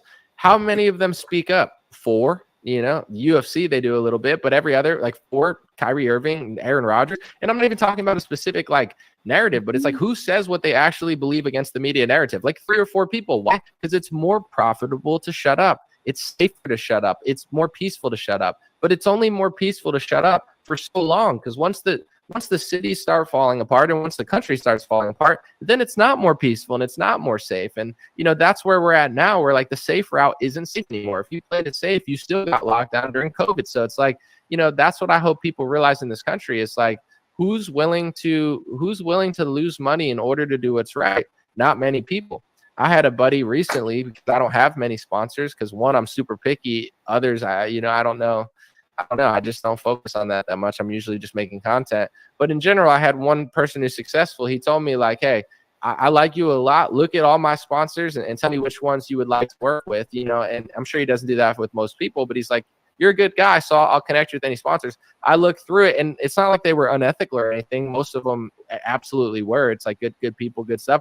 I picked 2. I could have just hit them all up and been like, I want all the money, but I identified that I would, for me personally, not them, I would feel dumb selling everything else but 2. Half the stuff, I don't even know what it was. Other stuff, it's not really my vibe. So it's like, if more people could, like, not just take money for power and fame and stuff, I think this country would change. But until then, people will sell out to whoever they got to sell out to. So those are my original thoughts. I mean, I do appreciate that, Rabbi Barclay. Here's what I do want to say. Most journalists who write and smear you, like that happened to me last year, and it was a female journalist, said, if you want to really publish what I really think, here it is. Of course, it was not published, but I said, if you want to come on the podcast, I'd love to debate you. Same thing Candace did. I'm just not Candace Owens, so it's smarter that they just ignore me. I'm not making a big enough splash where it really affects them. So like, this, Candace, she's a little bigger, so they're like, I might as well hop on, and because it's gonna get weird if I don't. So like, I really respect this guy for going on and speaking to the public what he really thinks, because like, Candace said sunlight's the best disinfectant, but in general, it's like, if you're willing to smear someone's name in text form, you should be willing to have a conversation or debate with them. So I'm really grateful and glad that this guy was willing to go on and debate his ideas and show the public what he really thinks and where his definitions come from and stuff. It's very brave and very rare nowadays, because most people don't want to do that. But you do see in the podcasting world, things are changing where like text-based news doesn't matter anymore. You know, little journalists writing articles, nobody cares anymore. It's all about the you know, the content and also like people that people trust. So you know, I think those articles are going to matter less and less, and especially because that word, like, who reacts to the word anti-Semitism now? It's not the left, because the left is called anti-Semitic all the time. I mean, not all of the left, but I would say most of the youth in the left is pro-Palestine. So they've probably been called anti-Semitic 1,000 times. This rabbi said in modern day, anti-Zionism is anti-Semitism. So even if you're, you know, Jewish and you're anti-Zionism, you're technically again, I'm just like, so I get a little frustrated. Oh, because I talk about the Freedom Convoy. I've talked about January 6th, some other things, but I'm trying to talk to a journalist that, again, like part of like the mainstream freaking media, but not, right? Like, and there's just the one I was supposed to freaking meet, like, I still want to meet this person. It's gonna happen. But I'm trying to say that he needs to come with a USB stick or hard drive. Like, I've said this. I'm trying to reiterate this fucking point, and that he's not gonna get a closer version of reality of what's going on in the fucking world than from me. And this is not a brag or anything like that, right? Like, this is soul crushing information a lot, you know what I mean? But like, and it's like people, again, within this industry, it's like people have to fucking like try to like, you know, I don't know what it is, but like, can we not just like understand that you can possibly learn from people? I don't know why there's such an ego trip with people. They just think that they know fucking everything and that they can't learn. And I was just talking about some things, and so I was talking about staged and planned events and stuff like that, and you know, to elicit emotional responses in people, create division, distraction, etc. And then the mention was that the Freedom Convoy was authentic, genuine, with government manipulations within it, as government viewed it as a threat. And so I'm like looking at that, and so I asked him, I'm like, so I don't believe that to be true, obviously, for various reasons. But that's why I asked, like, do you think January 6th, 2021 was authentic, genuine, question mark? So I'll wait for a return from that. But targeting, and so I was like mentioning about targeting key infrastructure and stuff like that. And he says to investigate hostility, agitation, for example, the swastika in Ottawa at the protest. And as if I don't fucking know that. And so I'm like, yeah, Brian Fox, you know, fucking head of enterprise out of Ottawa. I'm like, here's fucking a post from like a year and a half ago when I fucking like identified, you know, and here's a fucking another post with the Emergency Act hearings with Brendan fucking Miller, the lawyer, going like asking the question of Marco Mendocino, all of the stuff. Did you know this guy? He obviously did. He didn't want to answer the fucking question. But Brian Fox, a fucking millionaire. He's part of the same fucking crew of assholes, part of a woke pushing crew, you know, that are just inciting violence. And he was carrying a fucking swastika during the Freedom Convoy to incite a riot. So if you think that was genuine and authentic, I'm going to fucking tell you again, like, I just hate the fact that like men cannot take Candace and me seriously, you know, despite the fact that we consistently on the record share information that's closer to the truth than these fucking assholes that are canceling us or attempting to. That's a lot of hate on guys, by the way. Like, I don't want it to come across as such because I'm sharing Anomaly stuff. I think he's fucking awesome, super amazing, and Jimmy Dore, and God, the guy from Redacted, Clayton Morris. You know, here's the tough part that I didn't discuss, but I will now. Is what do you mean by anti-Zionism? Because I'm not, by definition, anti-Zionism. I'm not against it, but I want to speak about it in its relation to America. But I still get called anti-Semitic anyway because they say, "Well, you're anti-Zionism, so you're anti-Semitism." It's like, what does anti-vaccine mean to you, or anti-pharma? Like, does anti-pharma mean you agree with some pharmaceutical products but not all of them?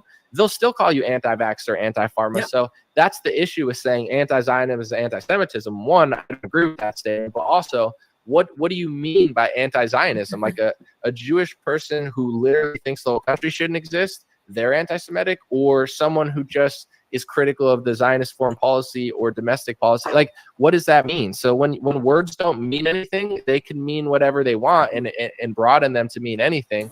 But in general, it's like, the left has been called that so often that word means nothing to them. In fact, if you write an article and say now, I'm not talking about 2 years ago, but if you write an article now and say Candace Owens is anti-Semitic, the left will probably read that and like her more, because most of the left has been called anti-Semitic 1,000 times. And also a large portion of the right, like the Charlie Kirk, Ben Shapiro era, is I'm not going to say crumbling, but like this, crumbling. This era where you have to pass speech laws in America and call everything anti-Semitic. Like, I would say the right is getting past that point too, not the boomers, but definitely the youth is like, yeah, that doesn't make sense. So like these articles are not going to really work anymore. And I just don't know like where this all goes, because it is being passed into law.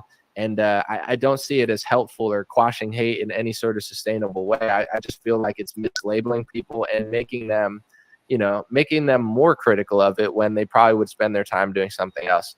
Let me know what you think. Maybe I'll try to read a few comments. If they're too weird, I'll probably just log out, because I don't know. It's been pretty smooth for the most part. Let me I'm watching see. this with you, so I want to see if it gets any funny. A lot of Trump ads on YouTube, someone said. I know every time I watch a YouTube video now, it's like, hey, it's Donald Trump. I need $5. You know what? And I'll keep saying this. People are making a mockery of government, and I wholeheartedly reject that. I'm like, all right. Or it's like, hey, I'm Don Jr. Give my dad your money. That's just what I see. Everybody sees it too. It's either Trump or Don Jr. being like, can you spare a nickel? Can you please spare $10? And it's like, my father's fighting for you. You're like, oh, you just open your wallet. You take my money. Take my money. Optimistically said, I wish conservatives would off the top of my head, like for president, I would say Candace Owens. I would say Jimmy Dore. I would actually say Anomaly as well. Like, I don't know what his financial, he would figure shit out that he would have to, but he knows a lot more. He's more aware of the things that people should be aware of in office. And so that's more important than anything right now. Anyone that's able to get away from the misinformation are way more important right now in key positions than what they look like with the academic background, right? Because a lot of these people from the Ivy League school systems, again, they were bought and paid for degrees. They are, they're not academically talented or gifted anymore, or at least to the degrees they used to be. And it's clearly showing. And Jimmy Dore, Clayton Morris from Redacted. Again, I don't mean, they're probably controlled opposition people as well. Like I'm fully admitting that. Tucker Carlson as well. He's either CIA or works with them, and his parents did. And even with Putin, I think that he was, his hint, was that he was CIA, right? Because he's mentioned about him not making it, and and he reinforced it. So I was like, that's kind of weird. So I definitely think there's involvement there as well. Into the context with the all about the Benjamin tweet by Ilhan. Yeah, no, I spoke about that before. That was years ago. It could be a good psyops this time, right? These people are sharing information that is relevant and useful, and not, that's useful, right? So that's what I'm saying. Take things with a grain of salt and throw the baby out with the bathwater. So even within the FBI and the CIA and these organizations, there are people legitimately that think they're and there are people that are doing a good job in these areas, and it's unrelated to the human and drug trafficking piece, right? People that are trying to serve and protect and be of service to Americans and stuff like that. And so obviously people in the CIA that are of service and sacrifice their whole friggin' lives, to be of service, and they're getting all this hate. I'm sure they're not liking that either, right? With the military, I'll keep on with that. The people get, especially in Canada, people are not patriotic at all. And it's sad, right? That, there's that stigma with that as well. Because there's a lot of hate. There's a lot of people claiming that we're freaking all this shit, right? So a lot of people are too embarrassed or ashamed to even say that they fucking served anymore. And that is a shame. It just breaks my friggin' heart, right? Even law enforcement, a lot of people don't even want to say they're cops anymore, because of this woke shit. So it's not helping anyone. And there are good cops. That's probably why I blacklisted too, because no matter what happens, I'm trying to analyze it. That's what I'm trying to do. I don't know if I do a perfect job. I know a lot of good cops. News analysis, analyze the news. Even when I disagree with certain stuff, and I'm like, let me try to be as fair as I possibly can. So that was tweeted. It's saying it's all about the Benjamins. They said it's anti-Semitic because she's saying that they're paying them, and that's an anti-Semitic trope. And it's I don't know. Are we going to now pretend lobbying doesn't exist in politics? That came up in the Candace debate too, where the rabbi was saying, you use this word that has been anti-Semitic for a while. I mean, this is getting in like water where like people, hot water, whatever, like where people are not going to believe it. Like, for example, like I've called Ron DeSantis sneaky. Ron DeSantis is Christian or Catholic. I've called him sneaky. I'll call Alex Jones sneaky today. I mean, Alex Jones is a legend, but he's a little sneaky. Like, if you then call Bill Maher sneaky, they could be like, well, that's anti-Semitism, because this is a trope that's been around for thousands of years. And it's like, I don't know. I like, that's just like a weird thing to do. Like, you know, I forget who it was, but like Joe Rogan was talking to Cat Williams and he said something. And then like Cat Williams was like, that was racist. And Joe Rogan was like, not really. I was just, you know, like you could say I'm Italian, I do this. I'm not, it's like, it is, you know, I forget what it was, but it's like saying that you can never say that adjective to this group of people because historically it's been misused. Like, it's just like astonishing levels of like hubris. I can't even like fathom it, where it's like, you know, because I'm this race or this religion, you can never say this adjective to me, even if I'm being that way. You can't say it because of the thing that happened a long time ago. So I'm going to take, not only am I going to take no accountability for even remotely considering if I'm being that adjective, but I'm going to blacklist everyone from saying that adjective. Like that's it like, that's why I'm shocked he went on the podcast, because it's like, you just do these things and write articles, nobody even realizes you're doing it. But the second you like explain it to the public, 99% of people are going to be like, that's astronomically insane, including a lot of Jewish people. It's like, I have a lot of Jewish listeners, people in Israel. They're not going to watch that interview and be like, yeah, that made total sense. They're going to be like, you know, it would be like a Christian leader coming out and just saying some really stupid stuff where I'm like, yo, I don't know about all that. You know, like I'm not responsible for his opinions. Like, the Pope is one. I don't, you know, if the Pope says open up the borders, we don't care about border security, I'm not like, praise the Lord. I'm like, yo, this guy, I don't know about that guy, you know. So this idea that everyone agrees on that, and he kept saying that about the definition. He's like, well, everyone agrees. And to be honest, he's not wrong. Like, most politicians agree, Democrats agree, Republicans. Yeah. Not everyone agrees. Agree, the ADL agrees, Trump agrees. Like, he's not wrong that most people do agree on the mutating definition, because it is happening. It's just like most people don't know it's happening, but now they do. So I don't know what's going to happen. Hopefully just like, you know, public conversations and then people finding like peaceful solutions, obviously, because like, you know, it's like with the riots of 2020. I mean, that was like crazy. Like, it's like, that's people's response to the George Floyd thing. You know, the America does not need more of whatever the hell that was. But and people were, oh my God, and people were completely dismissing and or not properly reporting the actual fucking damage that was done in the US. There was millions of dollars of damage in these fucking places. There were cops that they were getting assaulted. There were murders, there were fucking rapes, there were like more crimes. It was literally like small businesses, people that have worked their lives to get to the place they were at completely destroyed. And then you have like thugs coming in saying like, hey, you're gonna have to pay for security. And they're like, what? I can't afford to pay for security. Well, you can't afford not to, because if you don't pay us to be security, we're gonna loot you. You know, and like literally this is happening on the record. People throwing shit at cops, and they were like trying to like help business owners and people that were actually getting fucking accosted and raped and fucking violated by people that were coming in from other areas too. It was like causing a fucking, like they were like it was a mess. And then people had the nerve, oh my God, what the freaking about too, like emergency act declared. Are you fucking kidding me? Like this is what I mean. Like I wouldn't even want to work in cabinet because it sounds so, no offense, boring. So boring. Like, again, I was an operator type, right? And but I feel like people have to, like, I feel like people literally need to get I don't even know, like they have to get like court ordered to serve for 4 years, to do a 4-year fucking term, get us out of this mess. I volunteer myself. I don't want to, but it's a fucking mess. And I love my family, and I love the future generations that are being raised in my family and friends. And so I'm invested, right? Candace Owens, she's on the record saying that she would not want to do any of this stuff. It's very stressful. It's very overwhelming.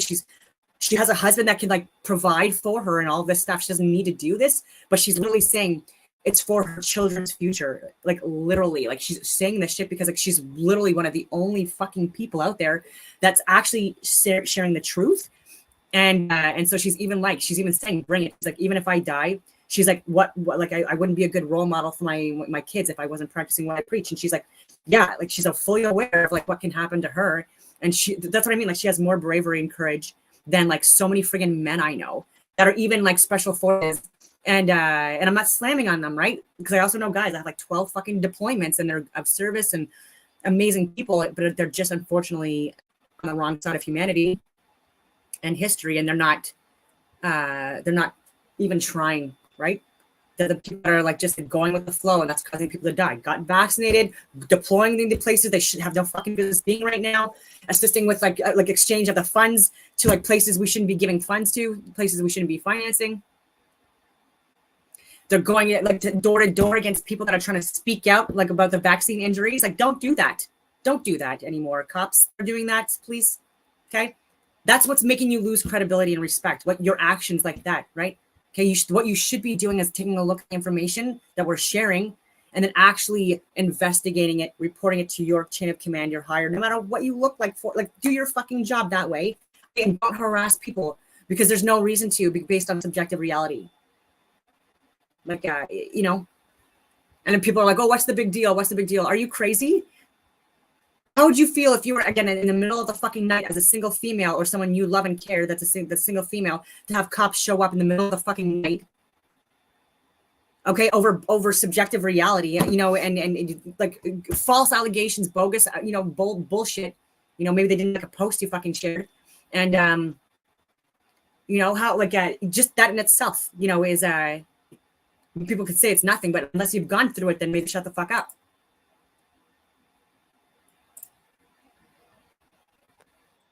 Let me read a few more.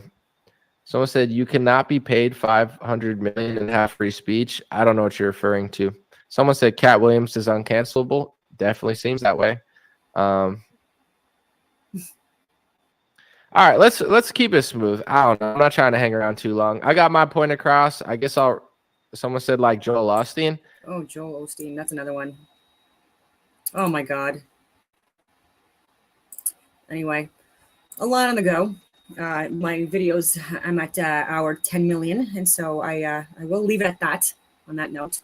And there's a lot of stuff I haven't gone through just because I was watching the live show with Jaren and Ruhif last night. And so, yeah, I'm behind on stuff. So I have like a lot of like data to look through from access to information requests and chemtrails and contrails and trying to get around like people just keeping on trying to lie to us, you know, and getting away with it. It's annoying, right? And so they'll say half truths or misdirect. And so like, well, what about this? What about this? And then you have to wait longer for them to get a fucking reply back, you know, and keep on trying to lie. Anyway, exhausting. But any day, I just feel like the truth is just like everything's going to come out. People are starting to get fired. People are going to start to get arrested and investigated. And like any day now, like the government people, they're going to be like, hi, Don. Yeah, you were right this whole time. You know, here's a, you know, 4-year contract, you know, like $10 trillion a year. No, I'm just kidding. Anyway, I will leave it at that and I hope that everyone has a wonderful rest of their hump day. Happy hump day.